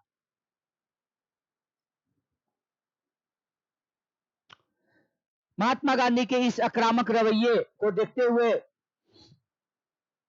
और चूंकि सेकेंड वर्ल्ड वॉर चल रहा था, जापान लगातार जो है आक्रमण पे आक्रमण कर रहा था, बढ़ता जा रहा था, और ऑस्ट्रेलिया, अमेरिका, ब्रिटेन सब चिंतित थे इस बात से, जापान के उसमें बढ़ते कदम को देखते हुए। तो एक अमेरिकी राष्ट्रपति उस समय जो थे, अमेरिकी प्रेसिडेंट जिसका नाम था रूजवेल्ट, अमेरिकी राष्ट्रपति रूजवेल्ट, उन्होंने चर्चिल को, विंस्टन चर्चिल जो ब्रिटिश प्राइम मिनिस्टर है दोस्तों, उनको एक सलाह दिया। उनको सलाह दिया कि देखो अभी हम लोग सेकेंड वर्ल्ड वॉर में उलझे हुए हैं, और हम लोगों को ज्यादा से ज्यादा जो है दिमागी प्रेशर नहीं लेना चाहिए, भारत को आपको आजाद कर देना चाहिए, कांग्रेस पार्टी की मांग को आप मांग लो। ये रूजवेल्ट ने, बहुत बार ये क्वेश्चन किया गया है एग्जामों में कि आखिर देश के प्रधानमंत्री, किस देश के राष्ट्रपति ने भारत की आजादी की सलाह विंस्टन चर्चिल को सुझाव दिया था? तो वो थे रूजवेल्ट, अमेरिका के राष्ट्रपति, 1942 के दौरान जब भारत छोड़ो आंदोलन चल रहा था उस टाइम पे। नेक्स्ट जो है देखते हैं क्वेश्चन, कह रहा है कि 1942 में कांग्रेस के बंबई अधिवेशन में किसके द्वारा भारत छोड़ो प्रस्ताव प्रस्तावित किया गया था? तो ये ध्यान में रखना, प्रस्ताव को प्रस्तावित किया गया था जवाहरलाल नेहरू के द्वारा। बहुत ही इंपॉर्टेंट क्वेश्चन यहां से, ये किया हुआ क्वेश्चन है, सारे के सारे जो एग्जाम में ऑलरेडी आ चुके हैं क्वेश्चन, उसी को मैंने उठाया है, सॉल्व करवा रहा हूं। ये भले यहाँ पे नहीं लिखा है किसे, नहीं ये किस में आया, किस एग्जाम में, लेकिन मैंने वही क्वेश्चन को चुन करके आप लोगों को लाया हूं जो एग्जाम में ऑलरेडी पूछे जा चुके हैं। तो इससे दो फायदे होगा, एक तो आपका एग्जाम में आया हुआ क्वेश्चन, हर एग्जामों में आया हुआ क्वेश्चन आपको जानकारी मिल जाएगी, और इस पे जो डिस्कशन हो रहा है ओवरऑल टॉपिक भी आपका कंप्लीट हो जाएगा। तो अगला क्वेश्चन जरा देखते हैं। अगला क्वेश्चन है भारत छोड़ो आंदोलन के समय निम्न में से किसने कांग्रेस रेडियो का प्रसारण किया था? बहुत इंपॉर्टेंट है, उषा मेहता जी का नाम अब जरा ध्यान रखना। कांग्रेस रेडियो का प्रसारण 1942 के टाइम पे इन्होंने किया था। नेक्स्ट क्वेश्चन कह रहे हैं डॉक्टर राजेंद्र प्रसाद को 9 अगस्त 1942 को गिरफ्तार कर लिया गया। न केवल डॉक्टर राजेंद्र प्रसाद को जबकि महात्मा गांधी और इनकी पत्नी को भी जो है गिरफ्तार कर लिया गया था और गिरफ्तार करके जेल में भेज दिया गया, यरवदा जेल में। और आपको ये पता होना चाहिए कि वहीं पे उसी जेल में जो है आज कस्तूरबा गांधी की समाधि स्थल भी बना हुआ है। गांधी जी गिरफ्तार कर लिए गए और डॉक्टर राजेंद्र प्रसाद को भी 9 अगस्त 1942 को दोस्तों गिरफ्तार कर लिया गया और बांकीपुर जेल जो बिहार में है उसमें इनको रखा गया। बांकीपुर जेल में बहुत इंपॉर्टेंट चीजें, इसको लिख लेना आप लोग। अगला क्वेश्चन, भारत छोड़ो प्रस्ताव जो रेजोल्यूशन है वो पास होने के बाद गांधी जी को कैद किया गया था। अभी मैंने बताया तो ये ध्यान, सॉरी, गांधी जी को जो है कैद किया गया था यरवदा में नहीं, आगा खां पैलेस जेल में। ये बहुत इंपॉर्टेंट है, इसको पीछे मैंने बताया, सॉरी इस बात के लिए, आगा खां पैलेस जेल में उनको रखा गया था। नेक्स्ट क्वेश्चन, निम्नलिखित नेताओं में से किसने भारत छोड़ो आंदोलन के दौरान जेल से फरार होकर के भूमिगत गतिविधियों को संगठित किया था? क्वेश्चन को अच्छे से समझिए इस बात को।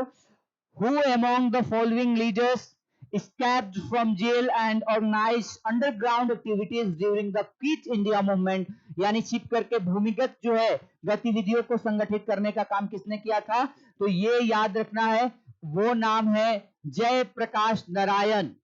बहुत इंपॉर्टेंट नाम, जयप्रकाश नारायण जी ने जो है इस टाइम पे भूमिगत होकर के लोगों को ऑर्गेनाइज करने का प्रयास किया था। भारत छोड़ो आंदोलन में जयप्रकाश नारायण जी की भूमिका काफी रही है। तो अगला है, नेताजी सुभाष चंद्र बोस का जन्म कहां पे? ध्यान में रखना, कटक जो उड़ीसा में पड़ता है। अब उड़ीसा में, लेकिन ये कटक पहले कहां का हिस्सा था? बंगाल का, क्योंकि बंगाल जो है मतलब ये कब की बात बता रहे हैं हम? बंगाल में बंगाल, बिहार और उड़ीसा तीनों हुआ करते थे, आप लोगों को बताया होगा। 12 दिसंबर 1911 वो दिन जरा याद रखना, जब जॉर्ज फिफ्थ आते हैं, जो ब्रिटिश प्राइम मिनिस्टर रहते हैं, तो इस British prime minister, British PM जिसका नाम रहता है दोस्तों जॉर्ज पंचम और महारानी मैरी, इन्होंने ही जो है अनाउंस किया था 12 दिसंबर 1911 को कि बंगाल से बिहार और उड़ीसा को अलग किया जाएगा। तो 1912 में जो है ये अलग हो गए बंगाल से। अब ये जो कटक वाला हिस्सा जो पहले बंगाल का हिस्सा था, अब उड़ीसा में पड़ता है। कलकत्ता, मिदनापुर और मुर्शिदाबाद ये भी बंगाल का हिस्सा था। तो यहीं पे कटक में जो है जन्म हुआ था सुभाष चंद्र बोस जी का। यानी तब तक जो है, आप ये बात हम कब कर रहे हैं? उस समय जिस समय सुभाष चंद्र बोस जी का जन्म हुआ था उस समय की कटक, तो ये उड़ीसा यानी बंगाल का हिस्सा था। तो इस बात को जरा समझिएगा। नेक्स्ट पॉइंट है, आजाद हिंद फौज का प्रथम सेनापति कौन था? मैंने अभी बताया आजाद हिंद फौज जो है उसका गठन 1943 में सिंगापुर में सुभाष चंद्र बोस जी के द्वारा किया गया था। नेक्स्ट पॉइंट, रास बिहारी बोस भी इससे जुड़े थे। आगे, आजाद हिंद फौज का प्रधान कार्यालय कहां पे है? बहुत इंपॉर्टेंट है कि मेन ऑफिस इसका कहां पे है। Where was the head office at of Azad Hind Fauj located? कहां पे था? कहां पे जो है आजाद हिंद फौज का था? तो याद रख रहा है, रंगून में। रंगून में इसका क्या था? हेड ऑफिस था आजाद हिंद फौज का। बहुत इंपॉर्टेंट बात है। नेक्स्ट क्वेश्चन है, किसने कहा था तुम मुझे खून दो मैं तुझे आजादी दूंगा? मैंने बताया आप लोगों को, जब कांग्रेस पार्टी के पहली बार अध्यक्ष चुने गए थे 1938 में, सुभाष चंद्र बोस जी 2 बार चुने गए 1938 में हरिपुरा अधिवेशन के और 1939 में त्रिपुरी में। तो उस टाइम पे सुभाष चंद्र बोस जी ने उसके बाद जो है दिया था, तुम मुझे खून दो और मैं तुझे आजादी दूंगा। और इसी बात को लेकर के गांधी जी से थोड़ा सा आइडियोलॉजिकल डिफरेंस हुआ था, जिसको लेकर 1939 में गांधी जी की नाराजगी के कारण त्रिपुरी में इन्होंने इस्तीफा दे दिया था सुभाष चंद्र बोस ने, जिसके बदले में डॉक्टर राजेंद्र प्रसाद जी को अध्यक्ष बनाया गया था त्रिपुरी अधिवेशन का। जय हिंद किसका नारा था? आप लोग ये तो जानते ही होंगे आप लोग, सुभाष चंद्र बोस। जय हिंद किसका नारा था? सुभाष चंद्र बोस का। ये दे रहा है कि हुज स्लोगन वाज जय हिंद, किसका नारा था? तो सुभाष चंद्र बोस जी का। निम्नलिखित में से किस एक ने सुभाष चंद्र बोस को नायक कहा था? बहुत इंपॉर्टेंट है, कह रहा है कि who among the following called Subhash Chandra Bose और नेशनल हीरो। नायक किसने कहा था इसको, इनको, सुभाष चंद्र बोस जी को? तो वो कहे थे रविंद्रनाथ टैगोर, जो साहित्य की दुनिया में नोबेल प्राइज विजेता है, शांति निकेतन से जुड़े हुए। और आप लोग को पता है कि 1917 में जब चंपारण मूवमेंट खत्म हुआ था, तो उसके बाद महात्मा शब्द का प्रयोग जो है, सफलता के बाद, चंपारण आंदोलन की सफलता के बाद महात्मा गांधी को महात्मा कहने वाले जो है वो रविंद्रनाथ टैगोर ही है। और रविंद्रनाथ टैगोर ने ही क्या कहा था? नायक कहा था। 1905 के टाइम पे जब पाकिस्तान का बंगाल का दो भागों में लॉर्ड कर्जन के द्वारा ईस्ट बंगाल और वेस्ट बंगाल बनाया गया था, तो उस टाइम पे भी रविंद्रनाथ टैगोर ने एक काफी प्रसिद्ध राष्ट्रीय गीत अब बन चुका है बंगाल का, उस समय एक गीत लिखे थे, हमार सोनार बंगला। कई सारे एग्जाम में क्वेश्चन किया गया, हमार सोनार बंगला यानी हमारा सुंदर बंगाल के लेखक कौन है? तो रविंद्रनाथ टैगोर। अब आगे जो है नेक्स्ट वाला क्वेश्चन 1946 में कैबिनेट मिशन का नेतृत्व किसने किया था? दोस्तों बहुत ही इंपॉर्टेंट है और ये हमारा अब लास्ट टॉपिक है। इसके पहले जो है हम आपको थोड़ा सा कैबिनेट मिशन पढ़ाने से पहले कुछ वेवल प्लान वगैरह के बारे में बता देते हैं, राजगोपालाचारी के फॉर्मूला के बारे में दोस्तों बता देते हैं। एक सेकेंड दोस्तों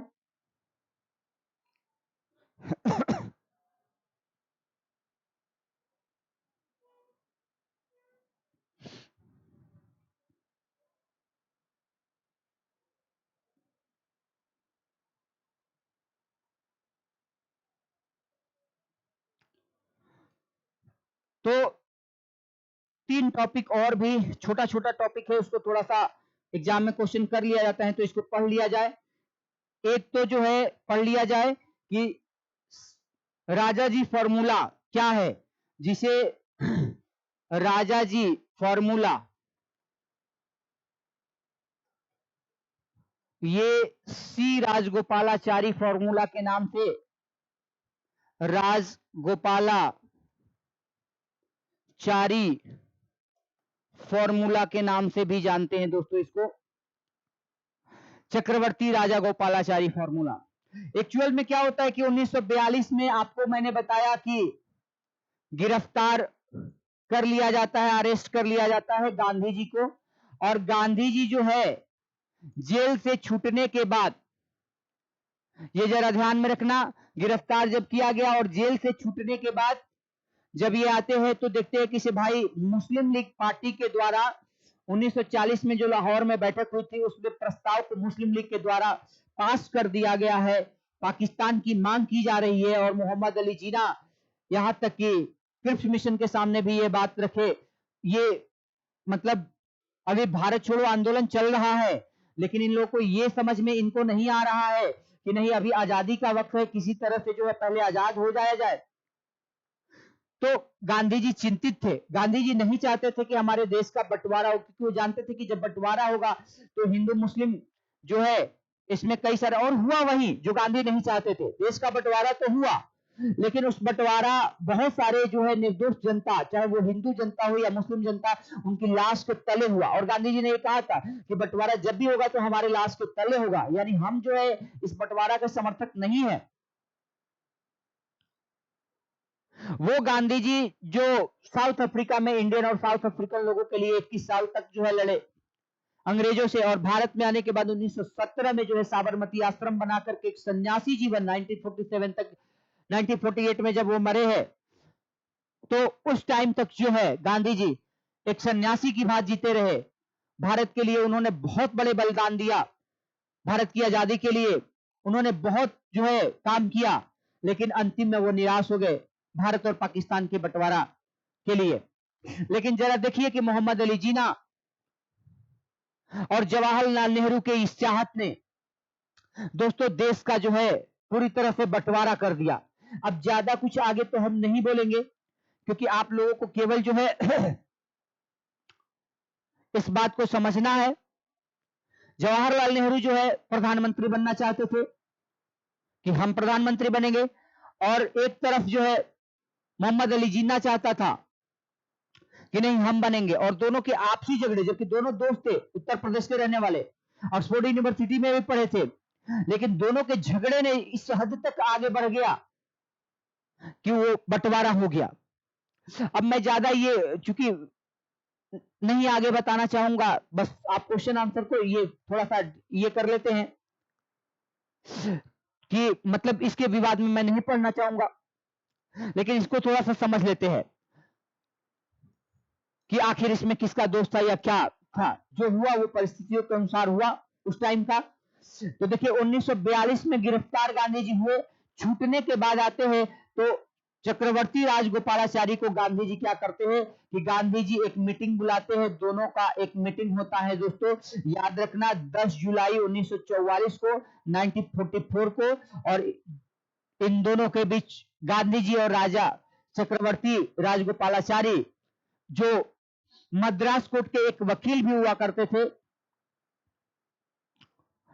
तो इन दोनों में एक मीटिंग होती है और गांधी जी कहते हैं कि देखो एक ऐसा जो है आप प्लान तैयार करो जिसे मोहम्मद अली जिन्ना जो है वो ये पाकिस्तान की मांग का रट जो है वो छोड़ दे, और हम लोग मिल करके जो है इस देश को आजाद कराए और अच्छे से एक धर्मनिरपेक्ष राष्ट्र बनाए। लेकिन जो है, और गांधी जी ने इतना तक कि 1944 में इसके लिए कायदे आजम शब्द का 1944 में आजम जीना के लिए प्रयोग किया कि आप एक अच्छे इंसान हो और आप ये छोड़ दो, जबकि जीना महात्मा गांधी का बहुत बड़ा विरोधी था, विचारधारा का विरोधी थे। तो 10 जुलाई 1944 को ये जो है सी राजगोपालाचारी फॉर्मूला को क्या किया जाता है, प्रस्तुत किया जाता है, बात होती है गांधी जी की। लेकिन फिर भी मोहम्मद अली जिन्ना बोलते हैं कि से नहीं, हम आजादी से 1 इंच भी जो है हम एक अलग राष्ट्र पाकिस्तान की मांग चाहते हैं और इसे 1 इंच पीछे हटने को तैयार नहीं है। तो ये आपको याद रखना है। नेक्स्ट वाली बात हम आपको बता देते हैं। इसके बाद दोस्तों थोड़ा पानी में पी लो। अगला टॉपिक वेवेल प्लान समझा देते हैं कि वेवेल प्लान क्या था, छोटा टॉपिक है, और फिर जाकर के शिमला समझौता आपको समझा देते हैं, तब कैबिनेट मिशन पढ़ लेंगे हम लोग।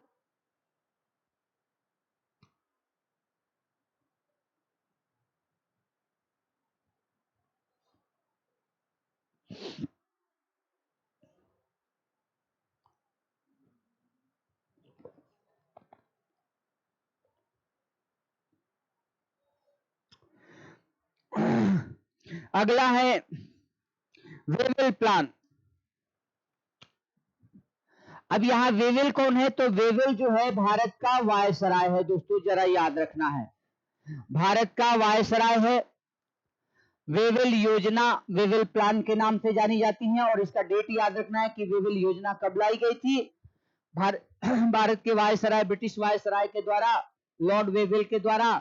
तो ये याद रखना है कि 14 जून 1945 को ये रखी गई, ये प्लान कांग्रेस और भारत की पार्टियों के समक्ष, मुस्लिम लीग और अन्य पार्टियों के समक्ष वेवेल प्लान लाया गया। तो 14 जून 1945 को आखिर क्या था, उस समय वेवेल कौन थे, वायसराय, और इस समय भारत राज्य सचिव जो मैंने पीछे बताया, जो ब्रिटेन में रहता था और ब्रिटेन से जो है भारत पे शासन वायसराय के थ्रू करता था, secretary of state for India English में कहा जाता है। इंडियन काउंसिल यानी भारतीय परिषद का ये हेड होता था। तो भारतीय राज्य सचिव उस समय थे आमरी, बहुत इंपॉर्टेंट है वेवेल प्लान के टाइम पे। तो आमरी और वेवेल के बीच बात हुई, कि कुछ जो है बातें रखो भारतीय राष्ट्रीय कांग्रेस के टाइम, कांग्रेस के साथ और मुस्लिम लीग के साथ। वो कौन कौन सी बातें थी दोस्तों? तो पहली बातें जरा ध्यान में रखना, इसकी पहला मेन पॉइंट, मुख्य बिंदु जो है आप लिख लीजिएगा, मुख्य बिंदु, मेजर पॉइंट, आप इंपॉर्टेंट पॉइंट, वायसराय की जो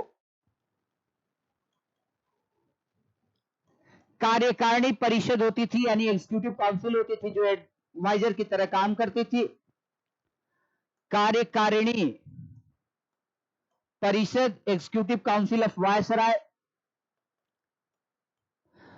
तो उसमें ये कहा गया विवेल प्लान में कि भाई ये वायसराय की जो कार्यकारिणी परिषद है ना, इसमें दो लोगों को छोड़ करके, कौन कौन वो दो लोग होंगे? तो एक तो होगा वायसराय, माने दो लोग ब्रिटिश रहेंगे, ये ब्रिटिश है,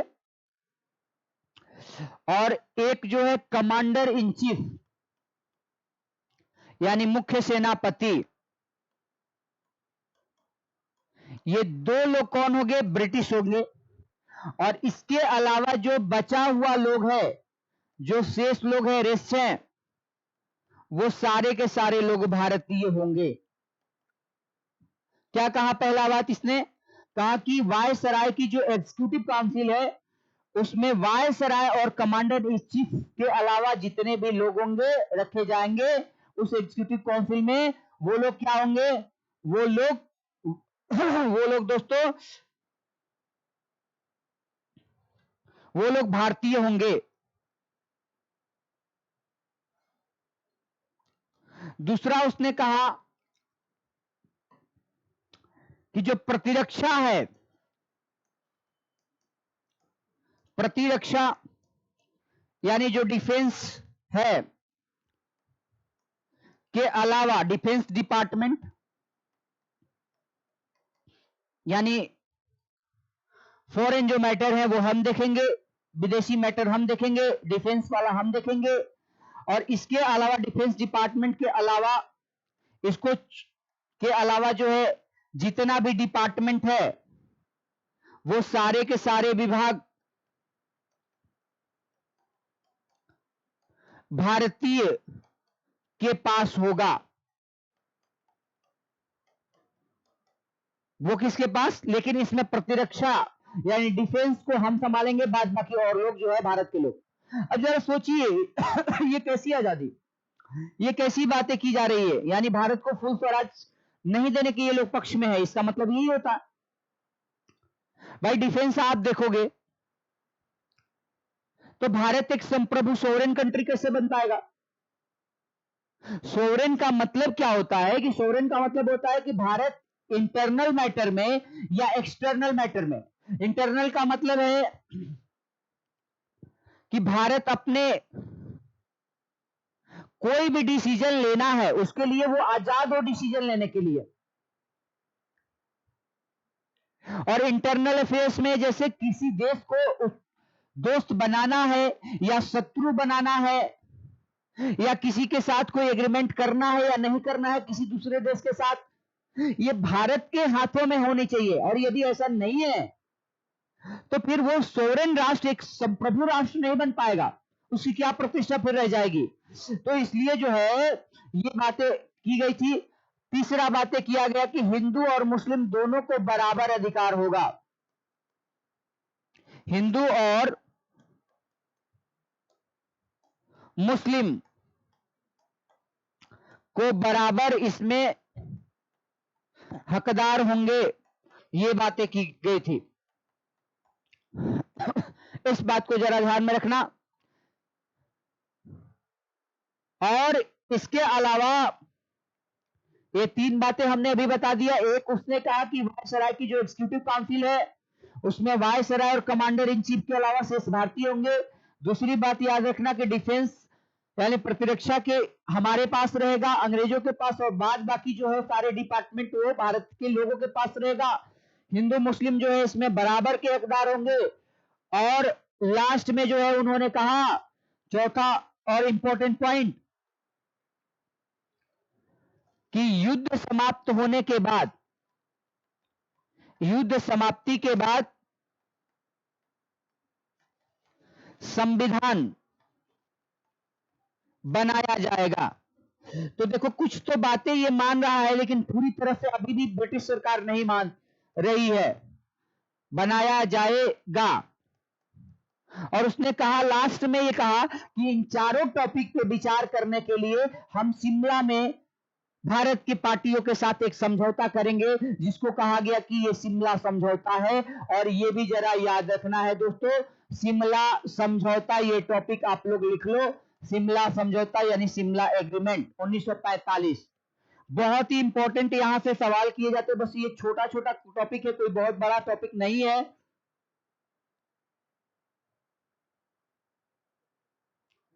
25 जून से लेकर के और 14 जुलाई तक, 25 जून यानी 14 जून को वेवल प्लान रखा गया था, और इसने कहा कि इसे शिमला में एक समझौता किया जाएगा भारत के अन्य पार्टियों के द्वारा, जिसमें कांग्रेस और मुस्लिम लीग भी उपस्थित रहेंगे। 25 जुलाई 1945 1945 से लेकर के, और फिर ये 14 जून 19 सॉरी जून में रखा गया था, यानी 25 जून, ये जून कर लीजिए आप लोग। 25 जून 1945 से लेकर के 14 जुलाई 1945 तक ये जो है शिमला समझौता चला। इसमें जरा ध्यान में रखिएगा, मुस्लिम लीग के तरफ से ये किसके किसके बीच समझौता हो रहा है, तो वेवल के बीच और भारत के राजनीतिक पार्टियों के बीच, कि वो चार जो वेवल प्लान में कहा गया है उस पर विचार करने के लिए बुलाया गया है। मुस्लिम लीग की तरफ से इसमें मोहम्मद अली जीना ने बातचीत किया, आधिकारिक वार्ताकार रहे। और कांग्रेस की तरफ से इसमें अब्दुल कलाम आजाद, जो कांग्रेस पार्टी के पहले युवा मुस्लिम अध्यक्ष 1923 में दिल्ली अधिवेशन में बने थे, और स्वतंत्र भारत के, आजाद भारत के दोस्तों, ये पहले होम मिनिस्टर, एजुकेशन मिनिस्टर के पद पे रहे हैं, शिक्षा मंत्री के पद पे रहे हैं अब्दुल कलाम आजाद। और ये अध्यक्षता कैबिनेट मिशन जब आएगा उस टाइम पे कांग्रेस पार्टी के अध्यक्ष रहेंगे। तो मुस्लिम लीग की तरफ से मोहम्मद अली जिन्ना, कांग्रेस की तरफ से अब्दुल कलाम आजाद थे इसमें। और ये जो है वेवेल से शिमला समझौता में उपस्थित थे। अब सवाल उठता है कि क्या इसमें गांधी जी नहीं थे क्या? तो नहीं, गांधी जी नहीं थे। कांग्रेस की तरफ से कुछ और लोग भी याद रखना आपको, तारा सिंह थे, इस्माइल खान थे। पूछ देता है कि इसमें कौन कौन से लोग शिमला समझौता में कांग्रेस के सदस्य थे। इस्माइल खान, जवाहरलाल नेहरू थे,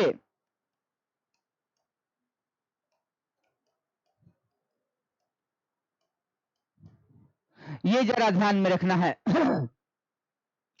अब ये बता रहे हैं सरदार पटेल थे,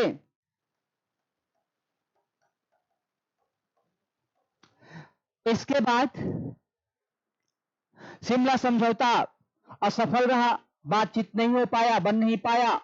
क्या गांधी जी इसमें उपस्थित थे कि नहीं? तो बिल्कुल नहीं थे शिमला समझौता में गांधी जी, लेकिन शिमला में ये उस समय अब उपस्थित थे। शिमला समझौता में तो नहीं, लेकिन शिमला में ये उपस्थित थे। यदि ऐसे क्वेश्चन आ जाए कि क्या शिमला में गांधी जी शिमला समझौता के टाइम पे उपस्थित थे, तो बिल्कुल। या शिमला समझौता के टाइम पे कहां पे उपस्थित थे गांधी जी, कहां पे थे, तो वो याद रखना है शिमला, क्योंकि ये क्वेश्चन किया जा चुका है।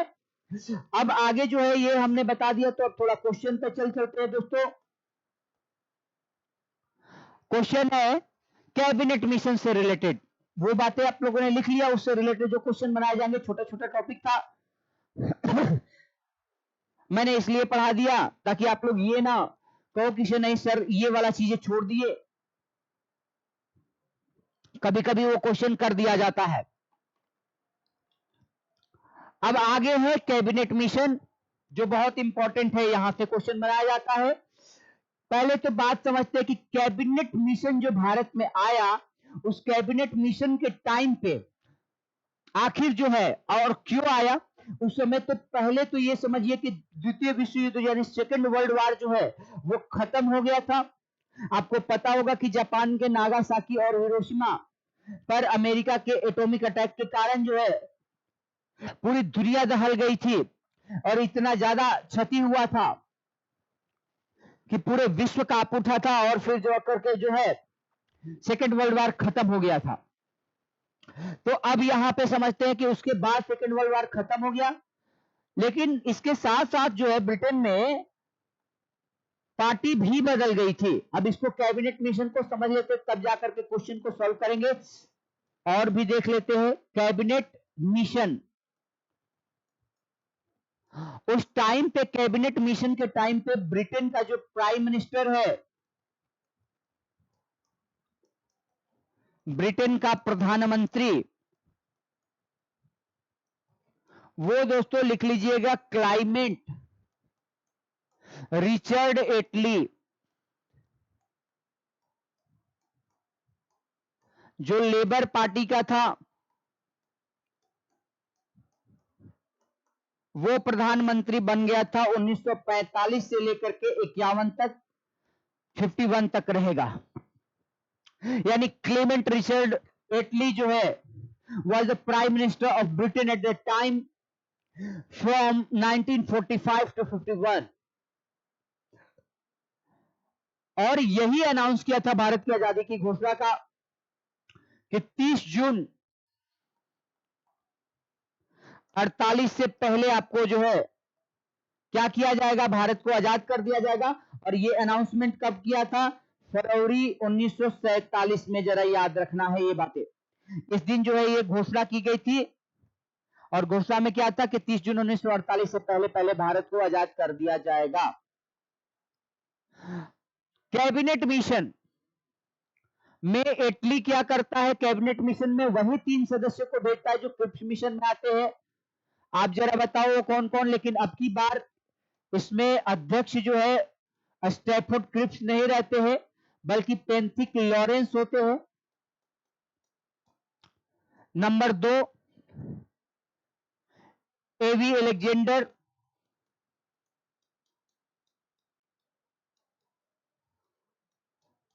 और नंबर 3 स्टैफोर्ड क्रिप्स।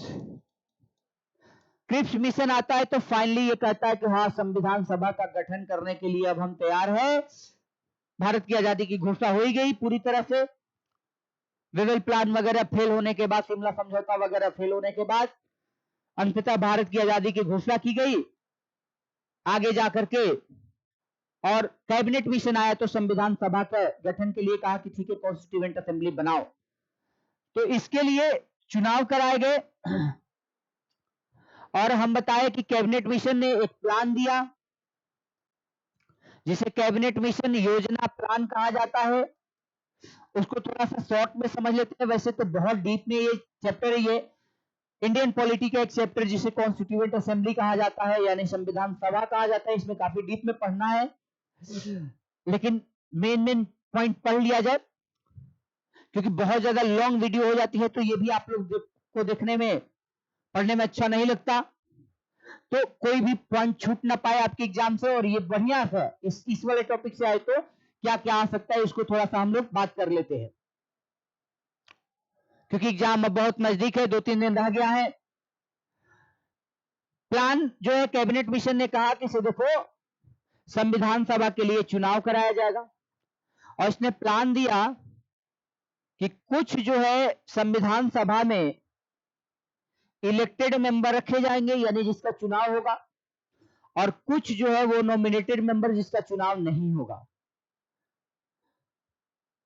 और जिसका चुनाव होगा उसमें भारत की कुल जनसंख्या देखी जाएगी कि भारत का टोटल पॉपुलेशन कितना है। तो दोस्तों, भारत की उस समय जनसंख्या जिस समय कैबिनेट मिशन आया था लगभग 39 करोड़ था। तो उसने कहा कि 10 लाख लोगों पे एक प्रतिनिधि, एक रिप्रेजेंटेटिव, एक मेंबर लिया जाएगा संविधान सभा में। तो इस तरह से ये तय हुआ 39 करोड़ जनसंख्या के साथ कि 10 लाख लोगों पे एक प्रतिनिधि लिया जाएगा। इसका मतलब है कि 389 टोटल पीपल संविधान सभा में उस समय कैबिनेट मिशन प्लान के अनुसार जो है वो लिए गए। यानी यहां से भी क्वेश्चन बना देता है कि संविधान सभा कॉन्स्टिट्यूएंट असेंबली जो है वो संविधान सभा में टोटल मेंबर की संख्या कितनी थी, तो 389 मेंबर लिए गए थे। लेकिन जब यही 389 मेंबर 14 अगस्त 1947 को, यानी भारत की 15 अगस्त की जो आजादी मिली उसके ठीक एक दिन पहले पाकिस्तान जब भारत से अलग होगा, तो ये वाला जो है जब पाकिस्तान के अलग होने के बाद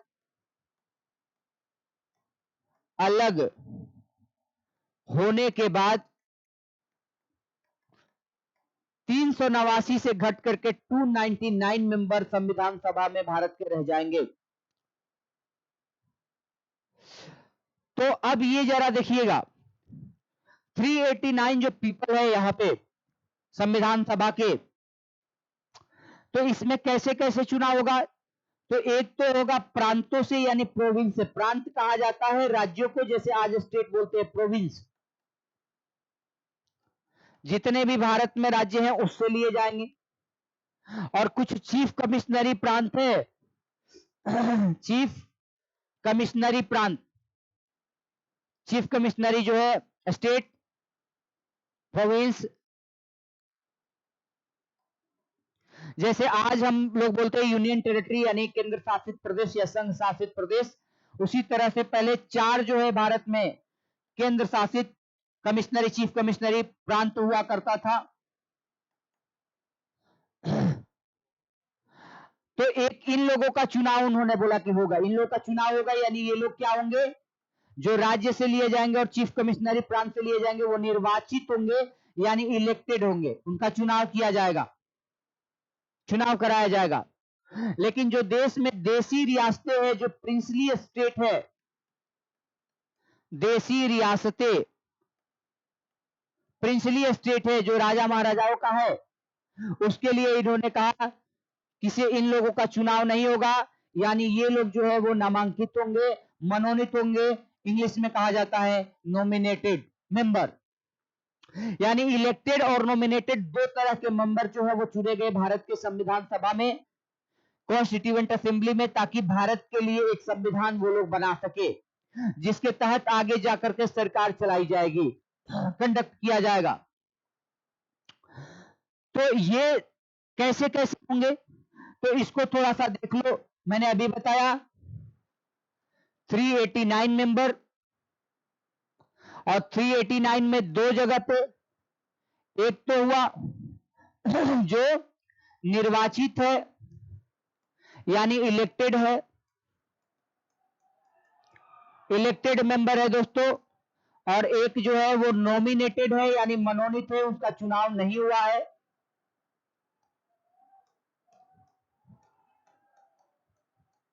जिसको बोला गया देसी रियासतें, प्रिंसली स्टेट।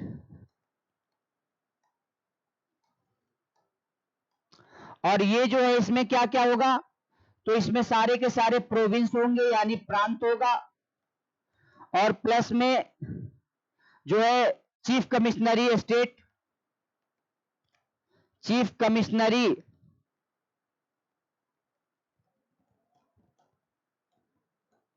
प्रांत, जो 4 थे।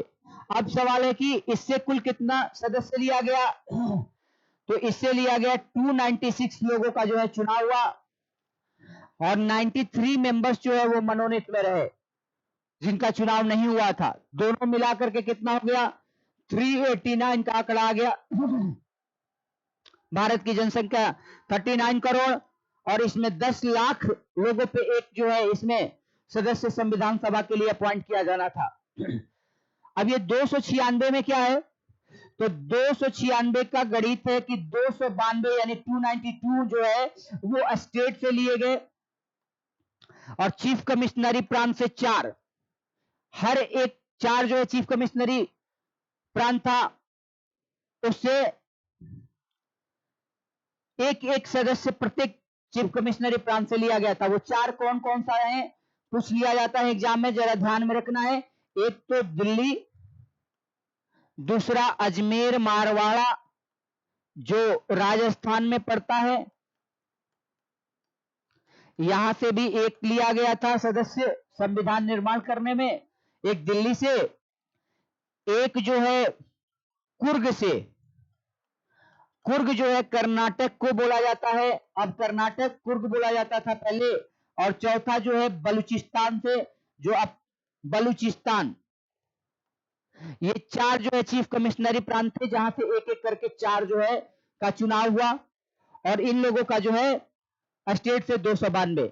अब कुछ इंपॉर्टेंट बातें और भी ध्यान में रखिएगा। इसका संविधान सभा की पहली बैठक यानी फर्स्ट मीटिंग कब होती है? संविधान सभा की पहली बैठक 9 दिसंबर 1946 को होती है। यह पहली बैठक, जिसमें सर्वसम्मति से जो है डॉक्टर सच्चिदानंद सिन्हा जी को इसका अध्यक्ष अनाउंस किया जाता है, क्योंकि अध्यक्ष पद के लिए चुनाव नहीं हुआ था।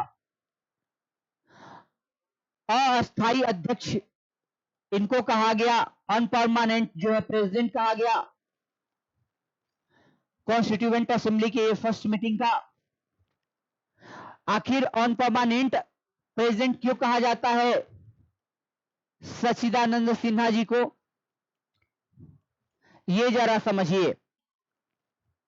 क्या सच्चिदानंद सिन्हा चुनाव निर्वाचित थे अध्यक्ष के रूप में? तो बिल्कुल नहीं थे। इनको क्यों बनाया गया, अस्थाई क्यों कहा जाता है? क्योंकि संविधान सभा में दोस्तों 389 मेंबर जो थे ना, उस 389 मेंबर में से सबसे बुजुर्ग सदस्य यदि कोई था तो वो थे सच्चिदानंद सिन्हा जी। और इसीलिए जो है इनको अस्थाई अध्यक्ष के तौर पे चुना गया, ताकि जो है चुनाव कराने के लिए पहले से बना लिया जाए, थोड़ा टाइम। पहली मीटिंग थी तो 9 दिसंबर को पहली बैठक, लेकिन ठीक 2 दिन के बाद दूसरी बैठक होगी। और ये याद करना बहुत आसान है, 2-2 दिन के बाद 3 बैठक हुई। 9 दिसंबर को पहली, दूसरी जो है 11 दिसंबर को, और तीसरी बैठक जो है दोस्तों वो 13 दिसंबर को 1946 को। जरा इस बात को ध्यान में रखना। अब 11 दिसंबर 1946 को जो दूसरी बैठक होती है 1946 को, तो इस दिन क्या होता है? इस दिन जो है अस्थाई अध्यक्ष, संविधान सभा के अस्थाई अध्यक्ष, परमानेंट जो है अध्यक्ष चुने जाते हैं। डॉक्टर राजेंद्र प्रसाद जो भारत के आगे जाकर के राष्ट्रपति बनेंगे। चूंकि संविधान सभा एक बहुत बड़ा, बहुत डीप चैप्टर है, केवल कॉन्स्टिट्यूएंट असेंबली पे जो है ना, मैं लगभग जो है वो 3 घंटा केवल कॉन्स्टिट्यूएंट असेंबली वाले टॉपिक पे लेता हूं। ये मेरी खुराक है, तब जाकर के जो है वो होता है। लेकिन इसमें हम आपको जो पढ़ना है हिस्ट्री वाला पार्ट में, वो तो इंडियन पॉलिटी का पार्ट हो गया, लेकिन हिस्ट्री वाला पार्ट में वो मेजर पॉइंट आपको बता देते हैं, ताकि आपके एग्जाम के लिए बहुत सही रहे। तो देखिए, अस्थाई अध्यक्ष जो है डॉक्टर राजेंद्र प्रसाद बने यहां पे। और जो है ये ध्यान में रखना है, सचिव के रूप में संविधान सभा के एचसी उपाध्यक्ष बोलते हैं, उपाध्यक्ष एचसी मुखर्जी को चुना गया। उसके बाद संविधान सभा के सलाहकार जो है adviser of Indian constituent assembly, संविधान सभा के सलाहकार एडवाइजर सर बेनेगल नरसिम्हा राव, जिसे BN राव कहा जाता है, इनको चुना गया। संविधान सभा के यही एडवाइजर थे। एक बात जरा ध्यान में रखिएगा, ये वही बेनेगल नरसिम्हा राव है जब 1937 में 1935 के 1935 के गवर्नमेंट ऑफ इंडिया के थ्रू के द्वारा 1937 में 1937 में जब बर्मा को भारत से अलग किया गया, जो पहले भारत का ही हिस्सा हुआ करता था, Burma was separated from India in 1937 and present time, इस टाइम पे उसको जो है is also known as Myanmar, Myanmar के नाम से जानते हैं। वो पहले भारत का हिस्सा हुआ करता था। तो म्यांमार के ये एडमिनिस्ट्रेटिव ऑफिसर भी रहे हैं, प्रशासनिक अधिकारी रहे हैं भारत में। और बेनेगल नरसिम्हा राव जी न केवल कॉन्स्टिट्यूएंट असेंबली के एडवाइजर थे, बल्कि ये इन्होंने म्यांमार के संविधान को लिखने में भी अपनी इंपॉर्टेंस रोल अदा किया। और भारत के संविधान सभा के सलाहकार तो थे ही थे, पहले ऐसे भारतीय हुए जो इंटरनेशनल कोर्ट के जज बने। ये भी जरा ध्यान में रखना बी एन राव के बारे में कि बी एन राव साहब जो है पहले ऐसे भारतीय थे जो अंतर्राष्ट्रीय न्यायालय जो हेग में है उसके अध्यक्ष बने थे, इंटरनेशनल कोर्ट के जज बने थे। और भारत के संविधान में एक ऐसे सदस्य एडवाइजर के रूप में जिन्होंने निःशुल्क जो है फ्री ऑफ कॉस्ट अपना योगदान दिया, क्योंकि भारत का संविधान तैयार होने में संविधान सभा में जो बनाया गया वो 2 साल 11 महीने 18 दिन या लगभग जो है वो 3 साल का समय लगा था।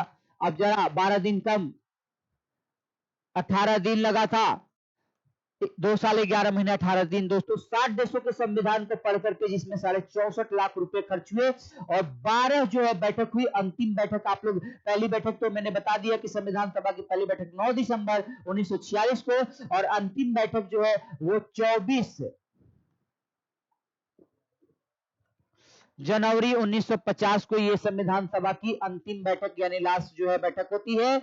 और अंतिम बैठक इसी वाले दिन जो है भारत के निर्वाचित यानी इलेक्टेड राष्ट्रपति, निर्वाचित इसलिए कह रहे हैं क्योंकि चुनाव हुआ था, ये बात अलग है कि भारत के राष्ट्रपति जो डॉक्टर राजेंद्र प्रसाद है उनके विरोध में किसी ने जो है वो फॉर्म अप्लाई नहीं किया था चुनाव लड़ने के लिए। तो निर्वाचित राष्ट्रपति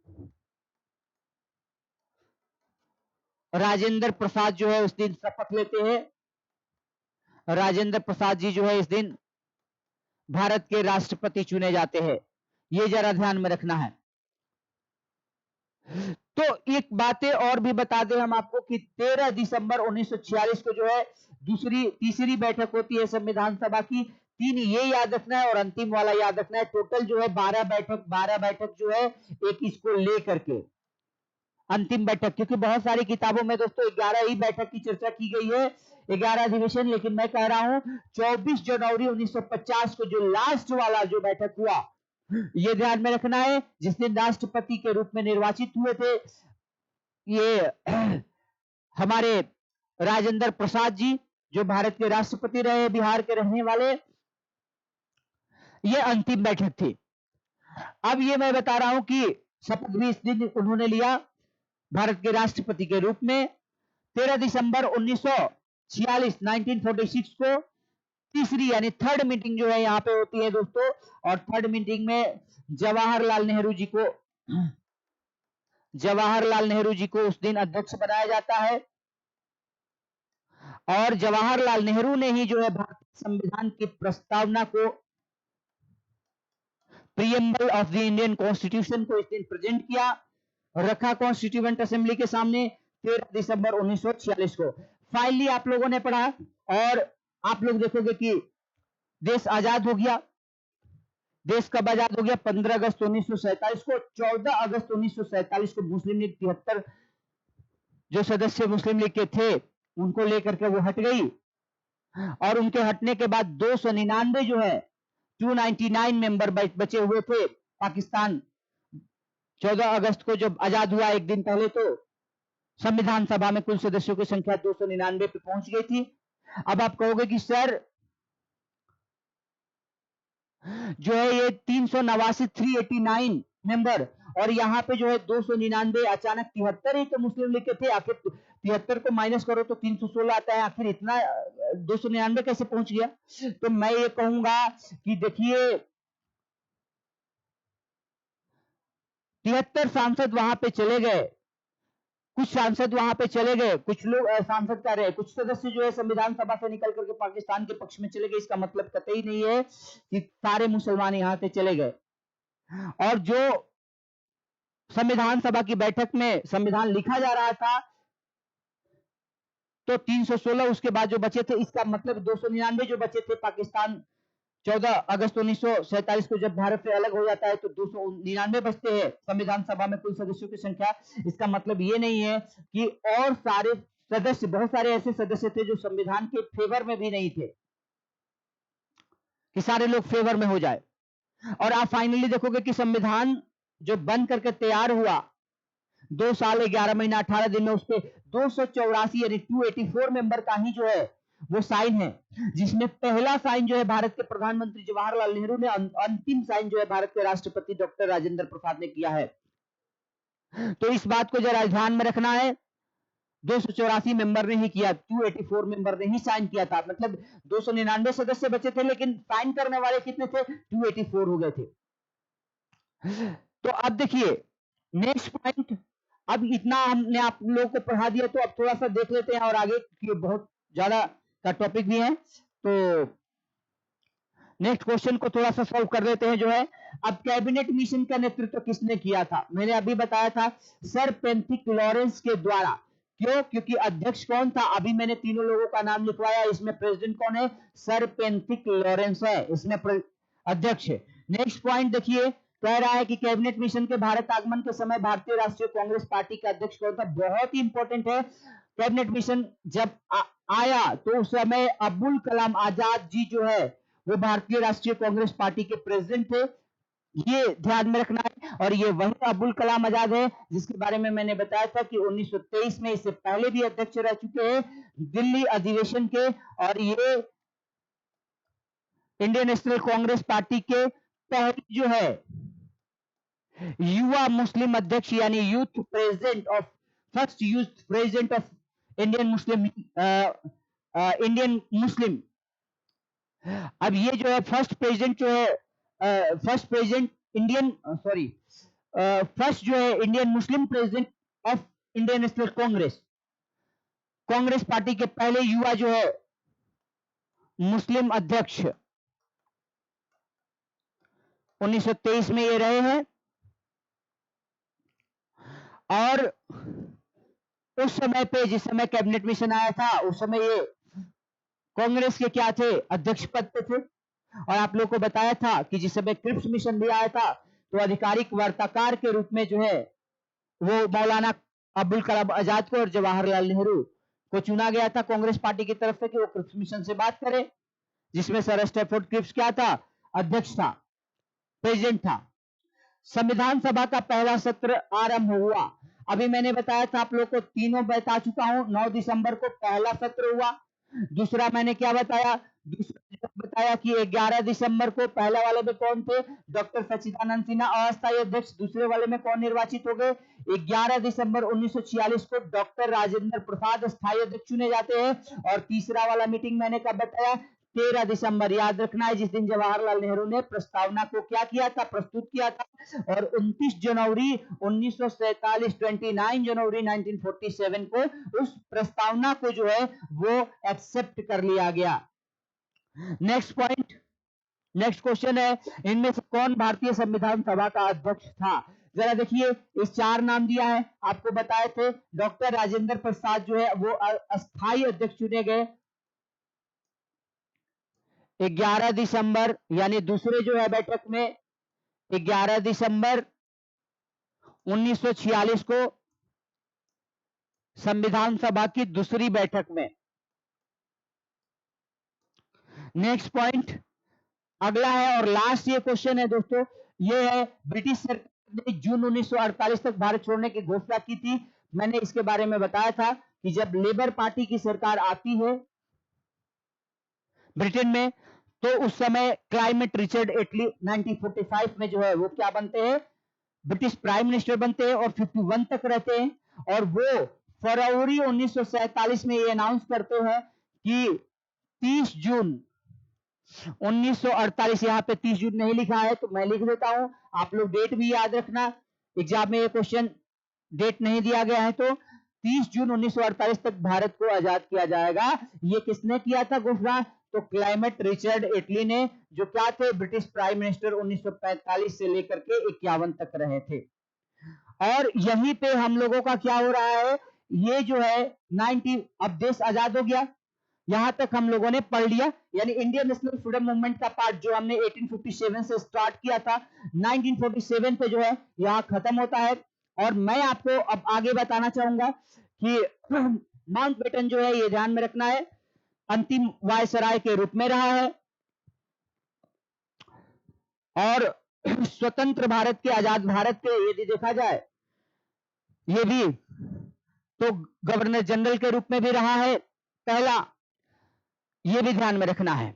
अच्छा, केवल भारत का पूछे कि भारत के जो है पहले गवर्नर जनरल जो है वो कौन रहे हैं, तो सी राजगोपालाचारी ध्यान में रखना है।